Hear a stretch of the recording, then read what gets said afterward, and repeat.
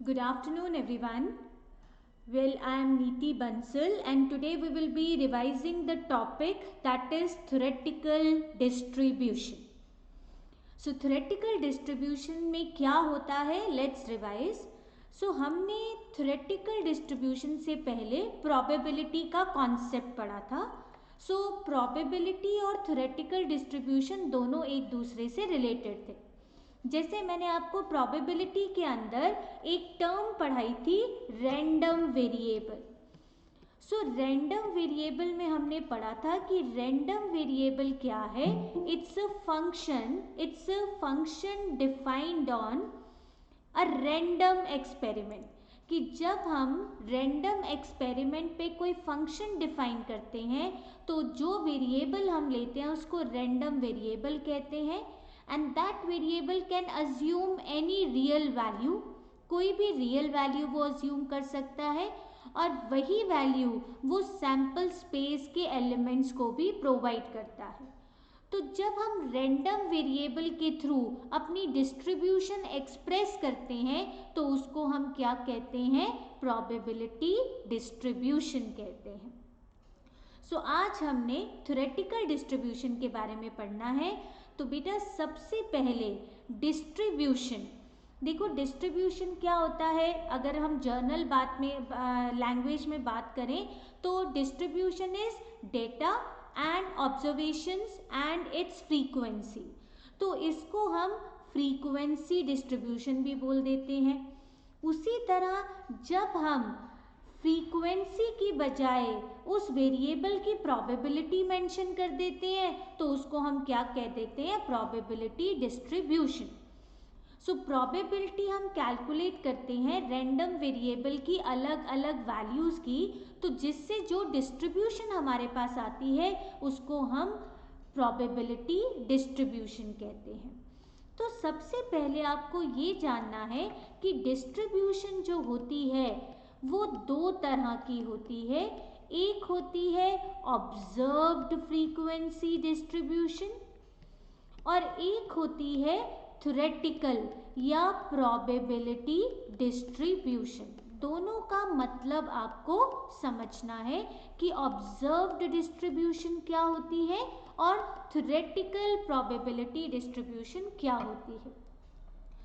बेटा observed frequency distribution वो distribution होती है जिसका डेटा आपने खुद कलेक्ट किया है bye conducting the trials.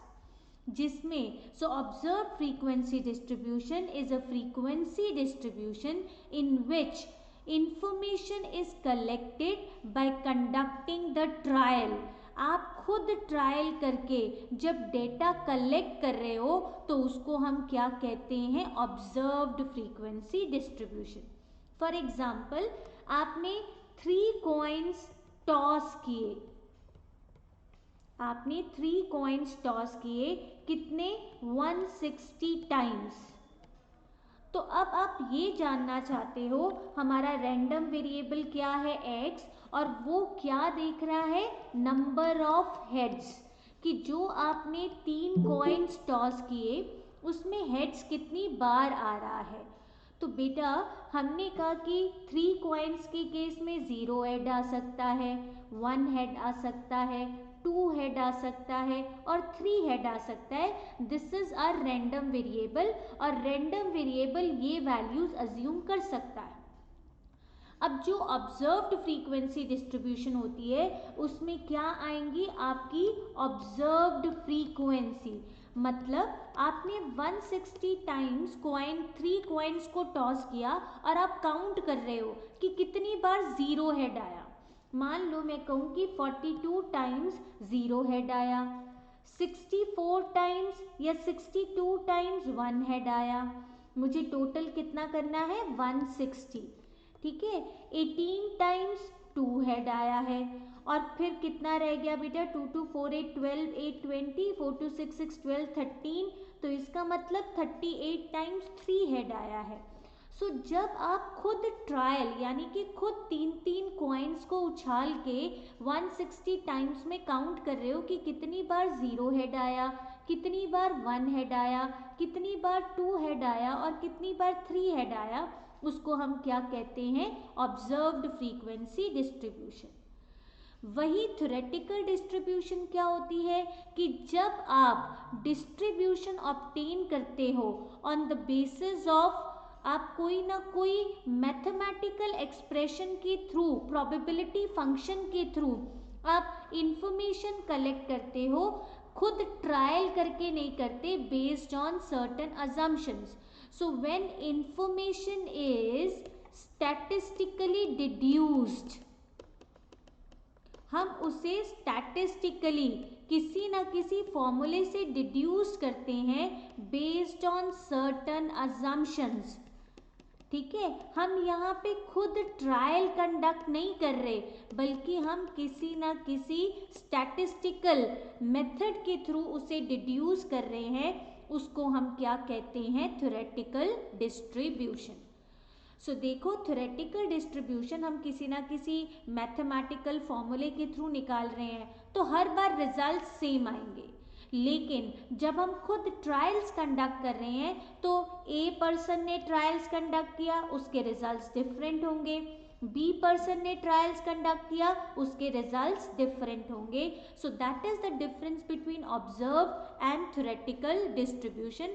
Observe में आप खुद ट्रायल्स कंडक्ट करते हो, लेकिन थ्योरेटिकल में आप ट्रायल्स कंडक्ट नहीं करते हो, बल्कि उसकी वैल्यू मैथमेटिकली डिड्यूस करते हो बेस्ड ऑन सर्टेन अजम्पशंस। उसको हम क्या कहते हैं, थ्योरेटिकल डिस्ट्रीब्यूशन या फिर प्रोबेबिलिटी डिस्ट्रीब्यूशन। अब ये जो थ्योरेटिकल डिस्ट्रीब्यूशन होती है, ये दो तरह की होती है थ्योरेटिकल डिस्ट्रीब्यूशन। एक होती है बेटा आपकी डिस्क्रीट प्रोबेबिलिटी डिस्ट्रीब्यूशन, और एक होती है कंटिन्यूस प्रोबेबिलिटी डिस्ट्रीब्यूशन। अब ये बिल्कुल उसी पे बेस्ड है जैसे हमने पढ़ा था कि रैंडम वेरिएबल दो तरह का होता है, एक होता है डिस्क्रीट रैंडम वेरिएबल और एक होता है कंटिन्यूस रैंडम वेरिएबल। तो उसी के बेसिस पे आपकी दो डिस्ट्रीब्यूशंस बनती हैं, एक होती है डिस्क्रीट प्रोबेबिलिटी डिस्ट्रीब्यूशन और एक होती है continuous probability distribution. Discrete probability distribution में जो हमारा रैंडम वेरिएबल होता है वो क्या होता है, डिस्क्रीट होता है, यानी कि वो फाइनाइट और काउंटेबल इनफाइनाइट वैल्यूज अज्यूम करेगा, और काउंटेबल इनफाइनाइट वैल्यूज जो है वो अज्यूम करेगा, और उसकी रेंज क्या होगी, 0 to n होगी, क्योंकि ये फाइनाइट है। जबकि कंटिन्यूस में जो हमारा वेरिएबल होता है वो कंटिन्यूस रैंडम वेरिएबल होता है, और उसकी जो रेंज, जो कोई भी infinite which can assume infinite uncountable values, जो कोई भी वैल्यू अज्यूम कर सकता है किसी भी रेंज में, that is -infinity to +infinity. इसको हम अल्फा टू बीटा भी बोल देते हैं कि एक रेंज के अंदर वो कोई भी फ्रैक्शनल वैल्यू भी अज्यूम कर सकता है, तो उसको हम क्या कहते हैं, कंटिन्यूस प्रोबेबिलिटी डिस्ट्रीब्यूशन कहते हैं। सो ये चीज़ आपने ध्यान रखनी है कि थ्योरेटिकल डिस्ट्रीब्यूशन दो तरह की होती है, एक डिस्क्रीट और एक कॉन्टिन्यूस।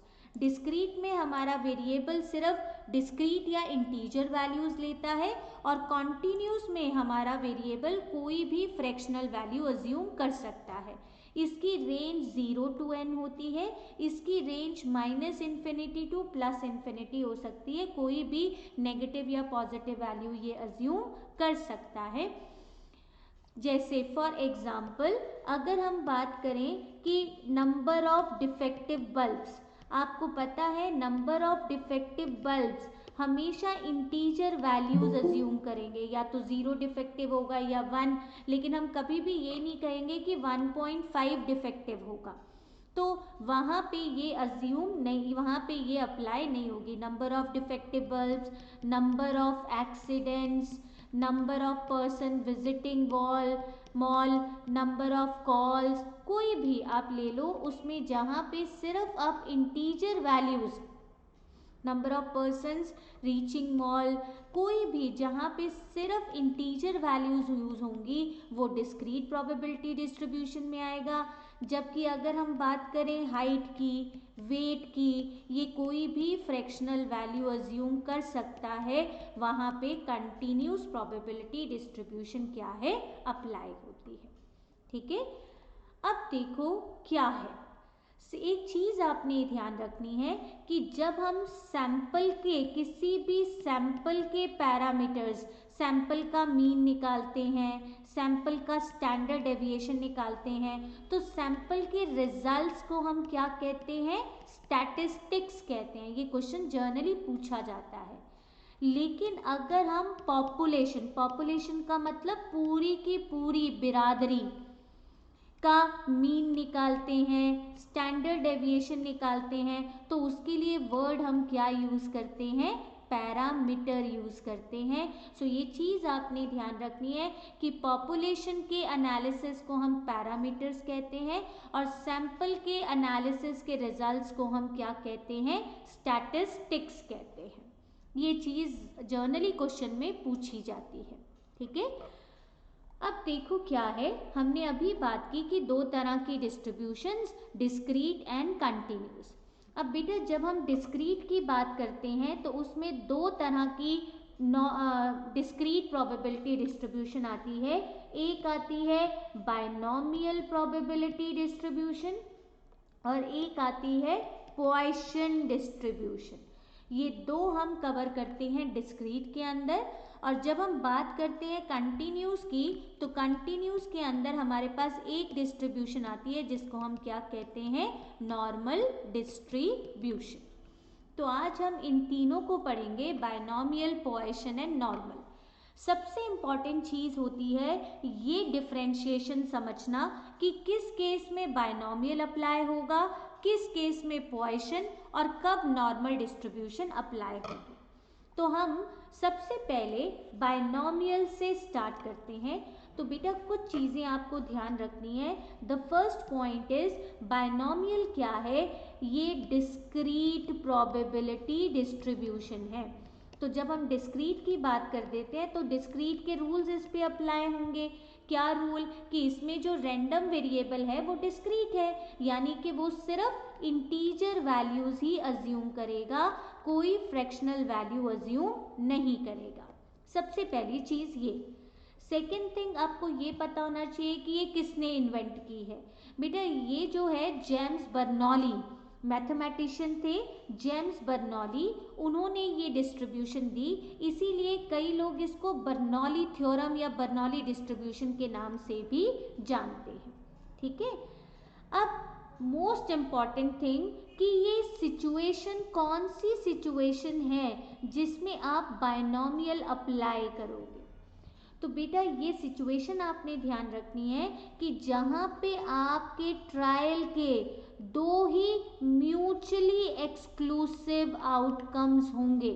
म्यूचुअली एक्सक्लूसिव का मतलब आपको बताया गया था, which can not happen simultaneously, जो एक साथ अकर नहीं हो सकते। तो जब भी आपके ट्रायल के दो ही म्यूचुअली एक्सक्लूसिव आउटकम्स होंगे, यानी कि या तो ट्रायल सक्सेसफुल होगा या ट्रायल फेल होगा, वहां पे हम बायनॉमियल डिस्ट्रीब्यूशन अप्लाई करते हैं। So this is the situation where each trial results into two mutually exclusive outcomes, either success और फेलियर। तो ये चीज आपने बहुत इंपॉर्टेंट दिमाग में रखनी है कि कब ये अप्लाई होगा, जहाँ पे दो ही रिजल्ट्स आएंगे। अब जैसे आप जॉब के लिए अप्लाई कर रहे हो तो या तो आपको जॉब मिलेगी या जॉब नहीं मिलेगी। ठीक है, आप कोई बल्ब निकाल रहे हो तो या तो वो बल्ब डिफेक्टिव होगा या वो बल्ब डिफेक्टिव नहीं होगा। आपने कोई बॉम्ब ब्रिज के ऊपर गिरा तो क्या ब्रिज, या तो ब्रिज डिस्ट्रॉय होगा या ब्रिज डिस्ट्रॉय नहीं होगा। तो जहाँ पे हर एक ट्रायल के दो ही रिजल्ट्स आएंगे और वो रिजल्ट्स म्यूचुअली एक्सक्लूसिव होंगे, जो एक साथ अक्कर नहीं हो सकते, कि ऐसा नहीं हो सकता कि आप सक्सेस भी आपको मिल गई और आप फेल भी हो गए। आप दोनों चीज़ें एक साथ नहीं कर सकते। अब बेटा इसकी कुछ कंडीशंस हैं।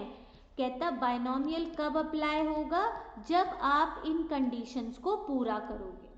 वो कंडीशंस क्या है ये आपको याद रखनी है। ये तो हम आपको बता चुके हैं कि हर एक ट्रायल के दो ही म्यूचुअली एक्सक्लूसिव और एग्जॉस्टिव आउटकम्स होंगे, यानी कि वो कॉम्प्लीमेंट्री हैं, सक्सेस और फेलियर। तो वहाँ पे हमने कहा कि वो पॉसिबल होगा। सबसे इम्पॉर्टेंट चीज़ पहले हमने बता दिया कि ट्रायल्स के दो ही mutually exclusive and exhaustive events होंगे, यानी कि ट्रायल्स के रिजल्ट्स क्या होंगे, कॉम्प्लीमेंट्री होंगे, या तो सक्सेस होगा और या फेलियर होगा, और दोनों की सक्सेस और फेलियर की प्रोबेबिलिटी क्या होगी, 1। सेकेंड चीज, ट्रायल्स जो हैं वो इंडिपेंडेंट है, यानी कि एक ट्रायल का दूसरे ट्रायल के आउटकम पे कोई इम्पैक्ट नहीं पड़ेगा। और तीसरी कंडीशन क्या होगी, जो आप नंबर ऑफ ट्रायल्स परफॉर्म कर रहे हो वो क्या होंगे, फिक्स्ड होंगे। आपको पता होंगे आपने कितनी बार ट्रायल परफॉर्म करना है, फाइनाइट होंगे या फिर काउंटेबल इनफाइनाइट वैल्यूज होंगी। ठीक है, मतलब अगर इनफाइनाइट है तो वो ऐसा होना चाहिए जिसको आप काउंट कर पाओ। So number of trial should be fixed, finite और इनकाउंटेबल इनफाइनाइट नंबर्स होने चाहिए। हमने कहा कि ट्रायल्स के दो ही आउटकम्स होने चाहिए, सक्सेस फेलियर। ट्रायल्स इंडिपेंडेंट होने चाहिए। बेटा जो सक्सेस होता है उसको हम P से डिनोट करते हैं और जो फेलियर होता है उसको हम Q से डिनोट करते हैं। तो अगर आपको फेलियर निकालनी है तो 1 माइनस सक्सेस कर दोगे तो आपके पास फेलियर आ जाएगी। सो बेटा इसको हम किस तरह से करते हैं, इसकी अगर हम डेफिनेशन या इसका प्रोबेबिलिटी फंक्शन लिखें, अ discrete random variable x, a discrete random variable x tends to, ये जो सिंबल होता है ये tends to को करता है। a discrete random variable x tends to follow binomial distribution with 2 parameters. इसको 2 पैरामीटर्स चाहिए होते हैं। वो 2 पैरामीटर्स कौन से होते हैं, एक होता है n और एक होता है p। n का मतलब होता है आपके कितने नंबर ऑफ ट्रायल्स हैं, ठीक है, और P का मतलब होता है प्रोबेबिलिटी ऑफ सक्सेस, कि आपकी सक्सेस की प्रोबेबिलिटी क्या है। So a discrete random variable x tends to follow binomial distribution with 2 parameters n and p whose probability function, मतलब जिस फंक्शन के थ्रू आप उसकी प्रोबेबिलिटी कैलकुलेट करोगे उसको हम प्रोबेबिलिटी फंक्शन कहते हैं। उसका प्रोबेबिलिटी फंक्शन क्या है, प्रोबेबिलिटी ऑफ x। यहाँ ये x हमारा क्या है, रैंडम वेरिएबल है, ठीक है, is equal to small x का मतलब आपको कौन सी सक्सेस की प्रोबेबिलिटी निकालनी है, ठीक है, किस सक्सेस की प्रोबेबिलिटी निकालनी है, that is equal to n c x p x q n minus x। ये इसका प्रोबेबिलिटी फंक्शन होता है। n का मतलब टोटल नंबर ऑफ ट्रायल्स, कि कितनी बार आप ट्रायल परफॉर्म कर रहे हो। x का मतलब क्या है, आपकी किस सक्सेस की आपको प्रोबेबिलिटी निकालनी है। p का मतलब क्या है, प्रोबेबिलिटी ऑफ सक्सेस क्या है, और q का मतलब क्या है, प्रोबेबिलिटी ऑफ फेलियर क्या है। तो इस फॉर्मूले के थ्रू आप अपनी प्रोबेबिलिटी कंप्यूट कर सकते हो किसी भी सक्सेस की। लेकिन एक चीज़ ध्यान रखना, यहाँ पे जो आपका नंबर ऑफ सक्सेस है x, ये हमेशा 0 के इक्वल या n के equal, always lies between 0 to n। ये चीज़ आपने याद रखनी है। This is called binomial distribution. और एक चीज़ आपने पहले जब मैंने आपको रैंडम वेरिएबल किया था कि मान लो आपने क्या कहा, you are finding the probability distribution of tossing a coin thrice, कि आप कॉइन को 3 बार क्या कर रहे हो, उछाल रहे हो। तो tossing a coin thrice, find distribution, probability distribution of number of heads, कि कितने हेड्स आएंगे, आपने उसकी प्रोबेबिलिटी डिस्ट्रीब्यूशन निकालनी है। तो देखो हमने कहा कि 0 हेड आ सकता है, 1 हेड आ सकता है, 2 हेड आ सकता है, 3 हेड आ सकता है। तो ये रैंडम वेरिएबल की वैल्यू है। अब हमें प्रोबेबिलिटी डिस्ट्रीब्यूशन में इसकी प्रोबेबिलिटी निकालनी है। अब देखो ये सिनेरियो देखो कि यहाँ पे जब हम कॉइन को उछालेंगे तो या तो हेड आएगा या हेड नहीं आएगा। अगर हेड आ गया तो सक्सेस है, हेड नहीं आया तो फेल्योर है। तो हर एक ट्रायल के दो ही म्यूचुअली एक्सक्लूसिव आउटकम्स है, सक्सेस एंड फेल्योर। अब तुम कितने कॉइन्स उछाल रहे हो, 3 कॉइन्स।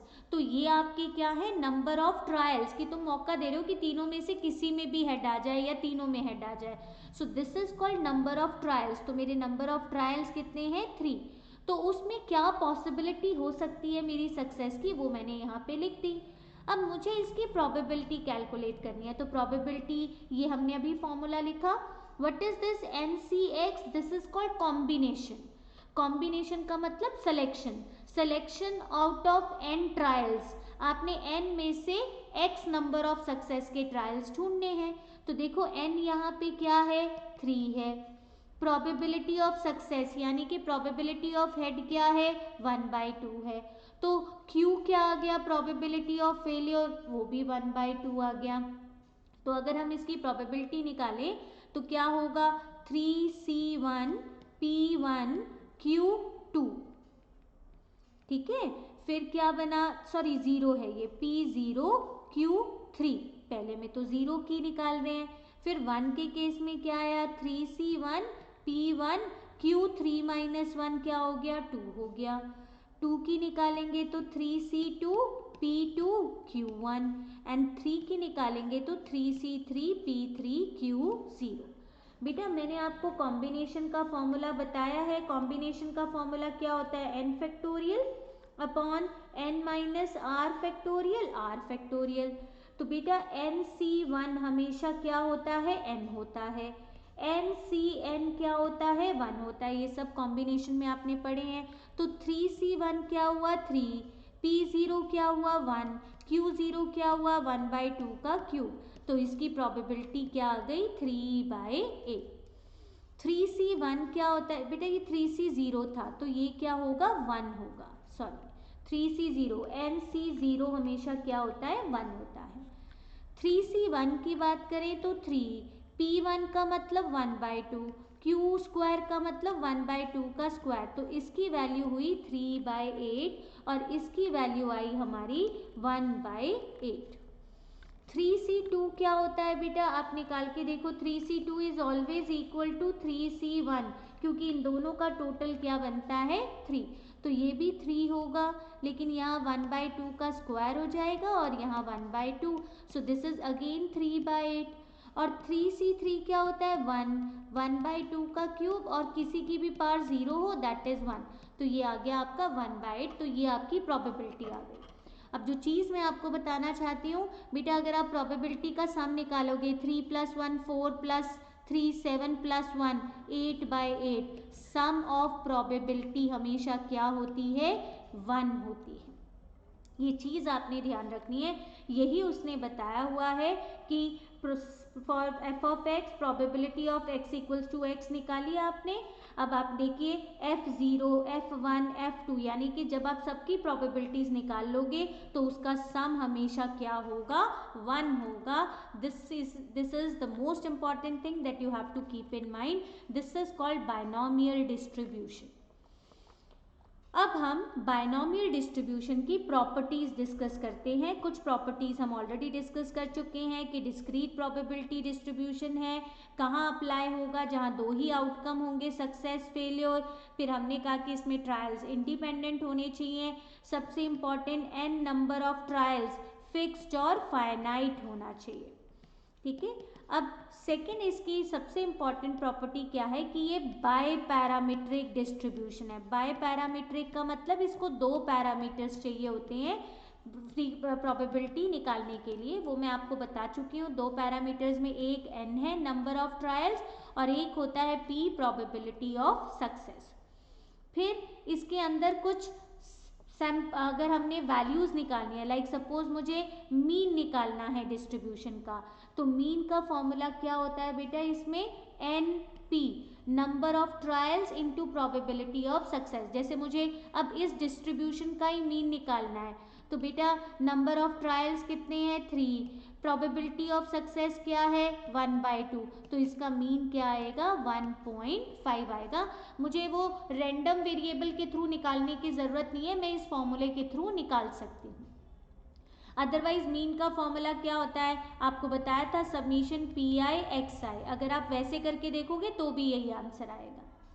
सिमिलरली अगर आपको वेरिएंस निकालना है इसका, तो उसका फॉर्मूला क्या बनेगा NPQ, ठीक है। n क्या है 3, प्रोबेबिलिटी ऑफ सक्सेस क्या है 1/2, प्रोबेबिलिटी ऑफ फेलियर क्या है 1/2, तो इसका आंसर क्या आया 3/4, दैट इज 0.75। दूसरा तरीका मैंने वेरिएंस का बताया था ना आपको, expected value of x square minus expected value of x का होल स्क्वायर, अगर आप इस तरीके से निकालेंगे तो भी आंसर 0.75 ही आएगा। सो ये चीज़ याद रखना, मीन की वैल्यू होती है NP और वेरिएंस की वैल्यू होती है NPQ, और जो मीन है वो वेरिएंस से हमेशा बड़ा होगा, कभी भी छोटा नहीं हो सकता। और एक चीज़ और ध्यान रखना, वेरिएंस कब मैक्सिमम होता है, variance is maximum when P is equal to Q, जब आपकी प्रोबेबिलिटी ऑफ सक्सेस और प्रोबेबिलिटी ऑफ फेलियर इक्वल होगा तो वेरिएंस क्या होगा मैक्सिमम होगा, और उसकी वैल्यू क्या होगी वेरिएंस की, क्योंकि हमारा फॉर्मूला होता है NPQ, हमें n की वैल्यू नहीं पता लेकिन P और Q इक्वल है। बेटा P और Q इक्वल कब आएंगे, जब दोनों 1/2 होंगे, तो मैक्सिमम इसकी वैल्यू क्या बनेगी n/4 बनेगी, ठीक है। सो ये चीज़ आपने याद रखनी है कि मीन कैसे निकलेगा, वेरिएंस कैसे निकलेगा और वेरिएंस कब मैक्सिमम होता है। नेक्स्ट आता है बेटा कि अगर आपने बाइनोमियल डिस्ट्रीब्यूशन को ग्राफिकली रिप्रेजेंट करना है तो इसके लिए हम क्या बनाते हैं, लाइन ग्राफ बनाते हैं। जैसे मैंने अभी ऊपर आपको 3 कॉइन्स वाला बताया, सो देखो क्या है, ये मेरा 0 coin, head 1 head 2 head 3 head, मेरी वैल्यूज़ क्या हो सकती हैं 1/8, 2/8, 3/8। तो देखो जब 0 हेड था तो हमारी प्रोबेबिलिटी क्या थी 1/8, तो इसका मतलब उस केस में लाइन ऐसे बनेगी। अगर 1 था तो क्या बनेगी 3/8, 2 था तो भी 3/8, 3 था तो 1/8, तो ये क्या है लाइन ग्राफ है। अगर हम इसको ग्राफिकली रिप्रेजेंट करेंगे तो किसके थ्रू करेंगे, लाइन ग्राफ के थ्रू।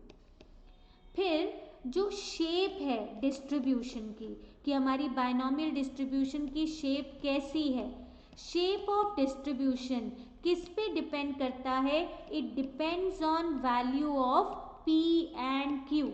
ये किस पे डिपेंड करेगा, आपकी प्रोबेबिलिटी ऑफ सक्सेस और प्रोबेबिलिटी ऑफ फेलियर पे डिपेंड करेगा। अगर P और Q इक्वल हैं, जैसे इस केस में P और Q इक्वल थे, तो बेटा अगर मैं इसकी शेप बनाऊं तो देखो शेप कैसे बन रही है, परफेक्टली सिमेट्रिकल। ये चीज़ आपको याद रखनी है कि अगर P is equal to Q है तो शेप क्या है, परफेक्टली सिमेट्रिकल है।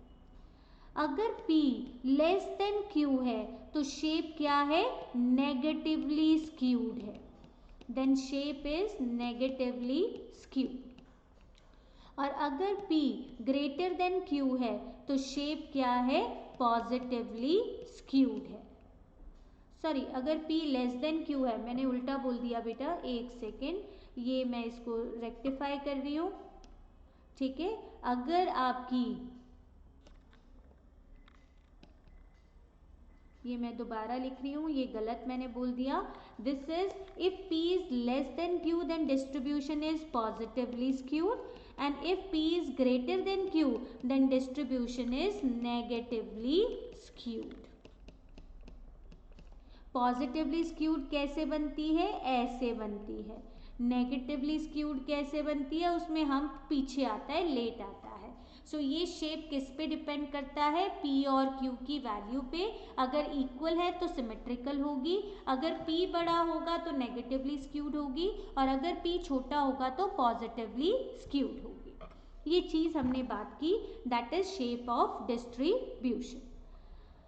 अब बेटा नेक्स्ट चीज आती है कि बायनॉमियल डिस्ट्रीब्यूशन कैसी डिस्ट्रीब्यूशन हो सकती है। बेटा बायनॉमियल डिस्ट्रीब्यूशन में जो बायनॉमियल डिस्ट्रीब्यूशन है वो यूनिमॉडल भी हो सकती है। यूनिमॉडल का मतलब उसमें एक मोड भी हो सकता है, उसमें दो मोड भी हो सकते हैं। यूनिमॉडल भी हो सकती है, बाय मॉडल भी हो सकती है। अब कैसे पता लगेगा ये यूनिमॉडल है या बाय मॉडल? उसके लिए हम किस पे डिपेंडेंट होते हैं? इस वैल्यू पे n+1 p पे, where n is number of trials and p is probability of success। तो वो क्या कहता है कि अगर n+1 इंटू p निकालने से आपकी वैल्यू क्या आती है? इंटीजर। जैसे मान लो n क्या है? 11 है और p क्या है? 1/2 है। तो अगर मैं n+1 p निकालूं, 11 + 1 इंटू 1/2, तो ये आ गया 6, इंटीजर आ गई। तो बेटा उस केस में मेरी डिस्ट्रीब्यूशन क्या है? बाय मॉडल है। दो मोड हैं, वो मोड कैसे निकलेंगे? एक मैं लूंगी n+1 p यानी कि 6 आ गया, और दूसरी में क्या ले लूंगी? n+1 p -1 यानी कि 5 आ गया। ये तो हुआ अगर आपकी वैल्यू इंटीजर आती है। लेकिन अगर आपकी वैल्यू रियल आती है, सपोज n क्या है? 12 है और p क्या है? 1/3 है, तो क्या बना बचा? 12 + 1 इंटू 1/3, तो 13/3, ये क्या बना? 4.33 ये बना। तो उस केस में आपकी डिस्ट्रीब्यूशन क्या है? यूनिमॉडल है, यानी कि उसमें एक ही मोड है। और वो मोड कैसे निकालेंगे? जो आपकी वैल्यू आई है उसका इंटीजर पोर्शन ले लो, डेसिमल पार्ट छोड़ दो। तो अगर मैं डेसिमल पार्ट छोड़ देती हूँ तो मेरा मोड क्या बनता है? 4 बनता है। सो ये आपकी बहुत इंपॉर्टेंट प्रॉपर्टी है कि आपकी डिस्ट्रीब्यूशन कैसी है, यूनिमॉडल है या बाय मॉडल है। उसके बाद लास्ट इसमें एक और बहुत इंपॉर्टेंट प्रॉपर्टी आती है जिसको हम क्या कहते हैं? Additive property. ये एडिटिव प्रॉपर्टी क्या कहता है कि मान लो एक अलग से डिस्ट्रीब्यूशन थी x, रैंडम वेरिएबल, वो बायनॉमियल को फॉलो करता था। उसमें नंबर ऑफ ट्रायल्स, जैसे सपोज मैंने एक ले लिया टॉसिंग अ कॉइन ट्वाइस, ठीक है, और एक ले लिया टॉसिंग अ कॉइन थ्राइस, दो अलग अलग डिस्ट्रीब्यूशन है, ठीक है। अब इसमें नंबर ऑफ ट्रायल्स क्या है? 2, और प्रोबेबिलिटी ऑफ सक्सेस हेड की क्या है? 1/2। इसमें कॉइन थ्राइस है तो नंबर ऑफ ट्रायल्स क्या हो गए? 3, लेकिन मेरे प्रोबेबिलिटी ऑफ सक्सेस तो सेम रही। तो बेटा इसमें नंबर ऑफ ट्रायल्स n1 है, प्रोबेबिलिटी ऑफ सक्सेस p है। y अनदर रैंडम वेरिएबल है जिसमें नंबर ऑफ ट्रायल्स n2 है, p मतलब दोनों की प्रोबेबिलिटी ऑफ सक्सेस सेम होनी चाहिए। तो हम इन दोनों को कंबाइन कर सकते हैं। x + y का मतलब अगर मैं इन दोनों को कंबाइन कर दूं तो मेरे पास कौन सा सिनेरियो आ जाएगा? Tossing a coin, tossing 5 coins, ठीक है। तो फिर x + y वो भी बायनॉमियल को फॉलो करेगा। अब उसमें नंबर ऑफ ट्रायल्स कितने हो जाएंगे? n1 + n2, और प्रोबेबिलिटी ऑफ सक्सेस आपकी सेम रहेगी। तो इसको हम क्या कहते हैं? एडिटिव प्रॉपर्टी कहते हैं। ये एडिटिव प्रॉपर्टी तब अप्लाई होगी जब आपकी प्रोबेबिलिटी ऑफ सक्सेस क्या है? सेम है। तो इस तरह से ये आपकी बायनॉमियल की बहुत इंपॉर्टेंट प्रॉपर्टीज हैं जो आपको दिमाग में क्लियर होनी चाहिए। अब हम एक आधा क्वेश्चन सॉल्व करके देख लेते हैं कि कैसे पता लगेगा कि कब बायनॉमियल अप्लाई होना है। अब जैसे ये क्वेश्चन दिया है, the incidence of occupational disease in an industry, कि एक इंडस्ट्री में ऑक्यूपेशनल काम करते हुए कोई बीमारी हो जाए, उसके होने के, इंसिडेंस होने के प्रोबेबिलिटी क्या दे रखी है? Such that the workman have 10% chance of suffering from it, यानी कि प्रोबेबिलिटी दैट किसी भी वर्कर को ऑक्यूपेशनल डिजीज होगा, उसके होने के चांसेस क्या हैं? 10%, इसका मतलब 10/100, और यू कैन से 1/10। अब वो क्या कह रहा है? What is the probability that out of 5 workman 3 और more will contract the disease. तो टोटल वर्कर्स कितने हैं? 5, इसका मतलब मेरे नंबर ऑफ ट्रायल्स कितने हुए? 5। अब मुझे कितने की प्रोबेबिलिटी निकालनी है, 3 और मोर, यानी कि मेरी सक्सेस क्या होनी चाहिए, ग्रेटर देन इक्वल टू 3। इसका मतलब जब मैं प्रोबेबिलिटी निकालूंगी यहाँ पे इक्वल टू नहीं आएगा, मुझे क्या चाहिए, x greater than equal to 3। अब ग्रेटर देन इक्वल टू 3 का मतलब क्या हो गया कि उसमें 3 वाला केस भी आ गया, उसमें 4 वाला केस भी आ गया और उसमें 5 वाला केस भी आ गया। तो मुझे ये तीनों केसेस निकालने कि 3 वर्कर्स को हो जाए तो भी सक्सेस है, 4 को हो जाए तो भी सक्सेस है, 5 को हो जाए तो भी सक्सेस है। तो मुझे इन तीनों को ऐड करना है, दिस इज कॉल्ड एटलीस्ट 3। अब मुझे नंबर ऑफ ट्रायल्स तो पता है, प्रोबेबिलिटी ऑफ डिजीज क्या है 1/10, तो प्रोबेबिलिटी ऑफ फेलियर कि डिजीज नहीं होगा वो क्या बन जाएगी 1 माइनस पी, दैट इज 9/10।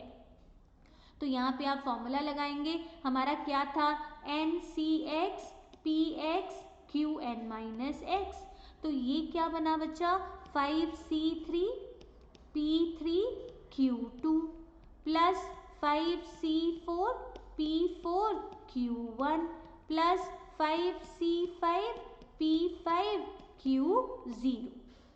तो 5C3 क्या होता है, मैंने इसका शॉर्टकट आपको बताया हुआ है, 5C3 का मतलब 5 इंटू 4, क्योंकि 3 और 3 तो कट जाएगा नीचे, 5 माइनस 3 क्या होता है 2। P3 क्या बना 1/10 का क्यूब, और Q स्क्वायर क्या बना 9/10 का स्क्वायर। सिमिलरली 5C4 क्या होता है 5 1/10 की पावर 4 इंटू 9/10, और 5C5 क्या होता है 1। तो आप इसको सॉल्व कर लीजिए, ये क्या बना 10, ठीक है ना, 10 810 upon 5 zeros plus 45 upon 5 zeros और 1 अपॉन 1 2 3 4 5। सो ये क्या बना बच्चा, दिस इज 856, या फिर आप ये कहेंगे 856 अपॉन 10 की पावर 5, तो 10 की पावर 5 का मतलब क्या हुआ 1 2 3 4 5, सो दिस मीन्स 1 2 3 4 5, इस तरह से आपकी value I. So your answer is 0.00856। ये चीज आपने याद रखनी है। तो इस तरह से आपने क्वेश्चन में देखना है कि क्या वैल्यूज आपको गिवन है। जैसे ये क्वेश्चन देखिए, find the binomial distribution for which mean and standard deviation are this. अब आपको मीन दे रखा है 6, स्टैंडर्ड डेविएशन दे रखा है 2, आपको बायनोमियल डिस्ट्रीब्यूशन फाइंड आउट करनी है। तो बायनोमियल के लिए मुझे एक तो n की वैल्यू चाहिए, एक मुझे p चाहिए। तो मीन का फॉर्मूला क्या होता है NP होता है, और वेरिएंस का फॉर्मूला मुझे पता है क्या होता है NPQ। तो स्टैंडर्ड डेविएशन क्या हो जाएगा √NPQ, ये आ गया, स्क्वायरिंग बोथ साइड्स NPQ की वैल्यू क्या हो गई 4। अब NP की वैल्यू मुझे पता है 6, तो 6Q इक्वल्स टू 4, तो Q क्या आ गया 2/3, P क्या आ गया 1/3, 1 माइनस Q, और फिर अगर मैं यहाँ पे P की वैल्यू 1/3 पुट करती हूँ तो N क्या आ गया 18। अब मैं आराम से अपनी, अब नंबर ऑफ ट्रायल्स क्या है 18, तो 0 से लेके 18 तक जाएंगे, तो बिल्कुल मैं अपनी डिस्ट्रीब्यूशन निकाल सकती हूँ 18C0 P0 Q18 करके, 18C1 P1 Q17 करके एंड सो ऑन। इस तरह से मैं अपनी डिस्ट्रीब्यूशन फाइंड आउट कर सकती हूँ। फिर आता है कि अगर आपको बायनोमियल फिट करनी है, बेटा बायनोमियल अगर आपको किसी भी डिस्ट्रीब्यूशन में फिट करनी है, तो अगर तो उसमें तुम्हें प्रोबेबिलिटी ऑफ सक्सेस पता है तो तुम डायरेक्टली फिट कर लोगे। लेकिन जैसे यहाँ पे एक डिस्ट्रीब्यूशन दे रखी है, हमें नहीं पता इसमें P क्या है Q क्या है, क्योंकि फिटिंग के लिए मुझे ये तो पता लग गया नंबर ऑफ ट्रायल्स कितने हैं 5, लेकिन मुझे P और Q नहीं पता, तो इस केस में आपको P और Q निकालना पड़ेगा। तो देखिए क्या है 0 1 2 3 4 5, फ्रीक्वेंसी क्या दे रखी है 3 6 10 8 3 2। तो सबसे पहले आप क्या निकालेंगे मीन। मीन कैसे निकलता है summation fx upon summation f। बेटा ये जो डिस्ट्रीब्यूशन दे रखी है ना, इसको हम क्या कहेंगे ऑब्जर्व्ड फ्रीक्वेंसी डिस्ट्रीब्यूशन। तो आपको इस ऑब्जर्व डिस्ट्रीब्यूशन को थ्योरेटिकल डिस्ट्रीब्यूशन में क्या करना है कन्वर्ट करना है, ठीक है। तो हमने पहले मीन निकाला 0, 6, 20, 24, 12 एंड 10। क्या आ गया total? This will be 72। Sum of frequency क्या है? 32। सो 72 डिवाइडेड बाय 32 किया, मैं यहीं से चेक कर रही हूँ, तो मेरा मीन क्या आ गया? 2.25 आ गया। बेटा अगर मेरा मीन 2.25 है तो देखो मीन का फॉर्मूला क्या होता है बाइनोमियल में? NP, that is 2.25। मुझे नंबर ऑफ ट्रायल्स पता है 5, तो 5p इज इक्वल टू 2.25, तो मेरी p क्या आ गई बेटा? 0.45 आ गई, और q क्या आ गया? 0.55 आ गया। अब मैं आराम से इसमें फिट कर सकती हूँ 5c0, p का मतलब 0.45 की पावर 0 और 0.55 की पावर 5, फिर 5c1 0.45 की पावर 1, 0.55 की पावर 4, 5c2 0.45 की पावर 2, 0.55 की पावर 3 एंड सो ऑन। बेटा कैलकुलेशंस में मैं नहीं जा रही हूँ, कैलकुलेशंस आप कैलकुलेटर के थ्रू निकाल सकते हैं। हमारा टारगेट है कि हमने तीनों डिस्ट्रीब्यूशंस जो हैं वो कवर करनी है। So this is your binomial distribution, कि किस तरह से आप इसे निकाल सकते हैं बाइनोमियल डिस्ट्रीब्यूशन को। अब जैसे ये है, what is the mode of the distribution for which mean and standard deviation, तो आपको पता है कि mean and standard deviation is this. तो मीन क्या होता है? NP, और स्टैंडर्ड डेविएशन क्या होता है? √NPQ is equal to √5। तो squaring both sides NPQ equals to 5 आ गया, NP की वैल्यू 10 है, 10Q इक्वल्स टू 5, तो Q क्या आ गया? 1/2, तो PB क्या आ गया? 1/2 आ गया। अब बेटा आपको क्या निकालना है? मोड। मोड निकालने का फॉर्मूला क्या होता है? n+1 into P। अब बेटा n हमें निकालना है, तो पहले यहाँ से n निकाल लो, n इंटू 1/2 इक्वल्स टू 10, तो n क्या आ गया? 20 आ गया। सो 20 + 1 इंटू 1/2, अब देखो फ्रैक्शन में आ गया ना, दिस इज 10.5। तो जब भी वैल्यू फ्रैक्शन में होती है तो फ्रैक्शन वैल्यू में हम क्या करते हैं बेटा? हमारी डिस्ट्रीब्यूशन यूनी मॉडल होती है, और इसका मोड क्या होगा? डेसिमल पार्ट हटा दो, इसका मोड क्या आएगा? 10 आएगा। ये चीज़ आपने ध्यान में रखनी है। नेक्स्ट देखो, if x and y are two independent binomial variables with parameters 6 and 1/2, यानी कि x के पैरामीटर्स क्या है बेटा? 6, 1/2। y के पैरामीटर्स क्या है बाइनोमियल के? That is 4, 1/2। आपको निकालना है probability of x plus Y greater than equal to 1। तो पहले x plus Y tends to follow binomial distribution. अब इसके नंबर ऑफ ट्रायल्स कितने हो जाएंगे? 6 + 4 10, और इसकी प्रोबेबिलिटी ऑफ सक्सेस क्या रहेगी? 1/2। तो ये आ गई आपकी x + y सीरीज। आपको प्रोबेबिलिटी निकालनी है at least 1 greater than equal to 1। तो बेटा उसके लिए आप क्या करो? x + y इक्वल्स टू 0, वो 1 में से सब्ट्रैक्ट कर दोगे तो एटलीस्ट 1 आ जाएगा। इसका मतलब मुझे x + y की वैल्यू 0 चाहिए, तो देखो क्या बनेगा? 10c0 p0 q10। तो 10c0 भी 1 है, p0 भी 1 है, q10 का मतलब क्या आ गया? 1/2 की पावर 10। 1/2 की पावर 10 क्या होती है? 1/1024। तो आंसर क्या आ गया? 1023/1024। So this is our first distribution, that is binomial distribution. Now we'll move to the second distribution, that is Poisson distribution. अब बेटा Poisson के केस में भी मैंने आपको बताया कि ये डिस्क्रीट प्रोबेबिलिटी डिस्ट्रीब्यूशन है।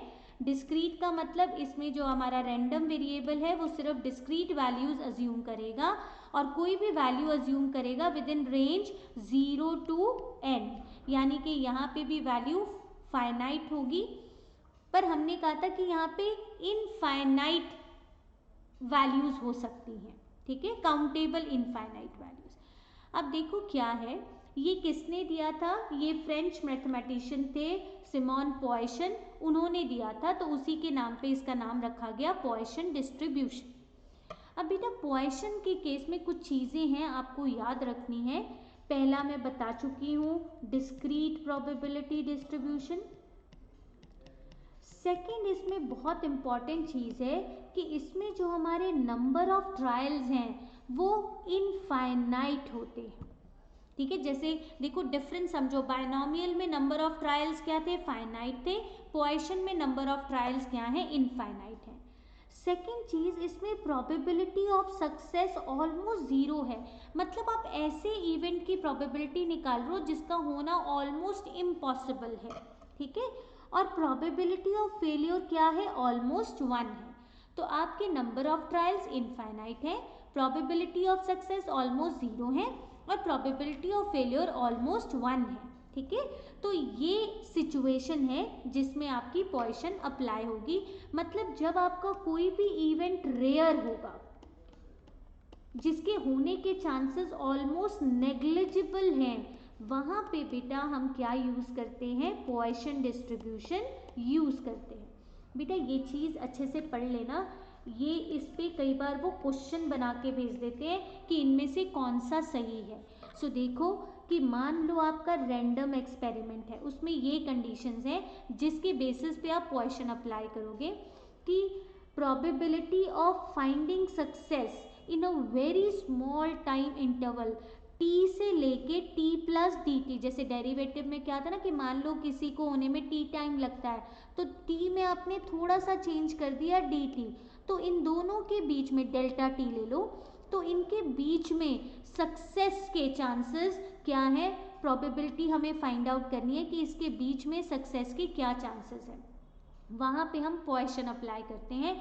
Probability of finding success in a very small interval T and T plus delta T, वो क्या है, के टी है, कि ये है सक्सेस के चांसेस, वेयर के क्या है, कांस्टेंट है, और के की वैल्यू हमेशा ग्रेटर देन 0 होगी, वहां पे हम अप्लाई करेंगे। या फिर probability of having more than 1 success in this time, इस टाइम इंटरवल के अंदर एक से ज़्यादा सक्सेस के चांसेस बहुत ज़्यादा लो हैं। या फिर probability of having success in this time interval is independent of time, कि वो टाइम पे डिपेंडेंट ही नहीं है, ठीक है, या पिछली सक्सेस पे भी डिपेंडेंट नहीं है, तो इन कंडीशंस के अंदर हम पोएशन अप्लाई करेंगे कि टी और टी प्लस डेल्टा टी, इस छोटे से इंटरवल में आपको प्रोबेबिलिटी निकालनी है जो ऑलमोस्ट इम्पॉसिबल है, या फिर एक टाइम इंटरवल के बीच में एक से ज़्यादा सक्सेस निकालना बहुत कम चांसेस हैं, या फिर उस टाइम इंटरवल के बीच में सक्सेस के होने के चांसेस या तो इंडिपेंडेंट है टाइम के, या फिर उसमें पिछली सक्सेस से भी वो इंडिपेंडेंट है। तो इस पे क्वेश्चन आ जाता है बेटा एज इट इज पॉइंट्स पे कि विच वन इज ट्रू, अगर तीनों पॉइंट्स दिए हैं तो ऑल ऑफ दीज, नहीं तो इसमें थोड़ा सा मॉडिफाई कर देता है कि कुछ हाई यहाँ पे हाई कर दिया या कुछ, तो आपको आइडेंटिफाई करना है which one statement is correct. तो ये बहुत इंपॉर्टेंट है, इसको अच्छे से समझना है। तो बेसिकली हमने क्या करना है, हमने सक्सेस की प्रोबेबिलिटी निकालनी है in a relatively, the above model is known as Poisson model, the probability of getting x successes in a relatively long time interval t containing m small time interval is t is equal to m t. अब बेटा इसकी probability कैसे निकलती है, इसका भी हम पोएशन distribution का फंक्शन लिखते हैं, क्या कि अ रैंडम वेरिएबल x, यहाँ पे भी डिस्क्रीट वर्ड आएगा, a discrete random variable x tends to follow Poisson distribution with one parameter, इसको एक ही पैरामीटर चाहिए होता है और वो पैरामीटर क्या है, m। इन्होंने यहाँ पे पैरामीटर लैम्डा ले रखा है बेटा, इसको लैम्डा कहते हैं, ठीक है, बट जर्नली हम इसको m से रिप्रेजेंट करते हैं, this is called mean of distribution, ठीक है। So x tends to follow Poisson distribution with mean m whose probability function, अब इसका प्रोबेबिलिटी फंक्शन क्या है बेटा, इसका प्रोबेबिलिटी फंक्शन है probability of x is equal to small x।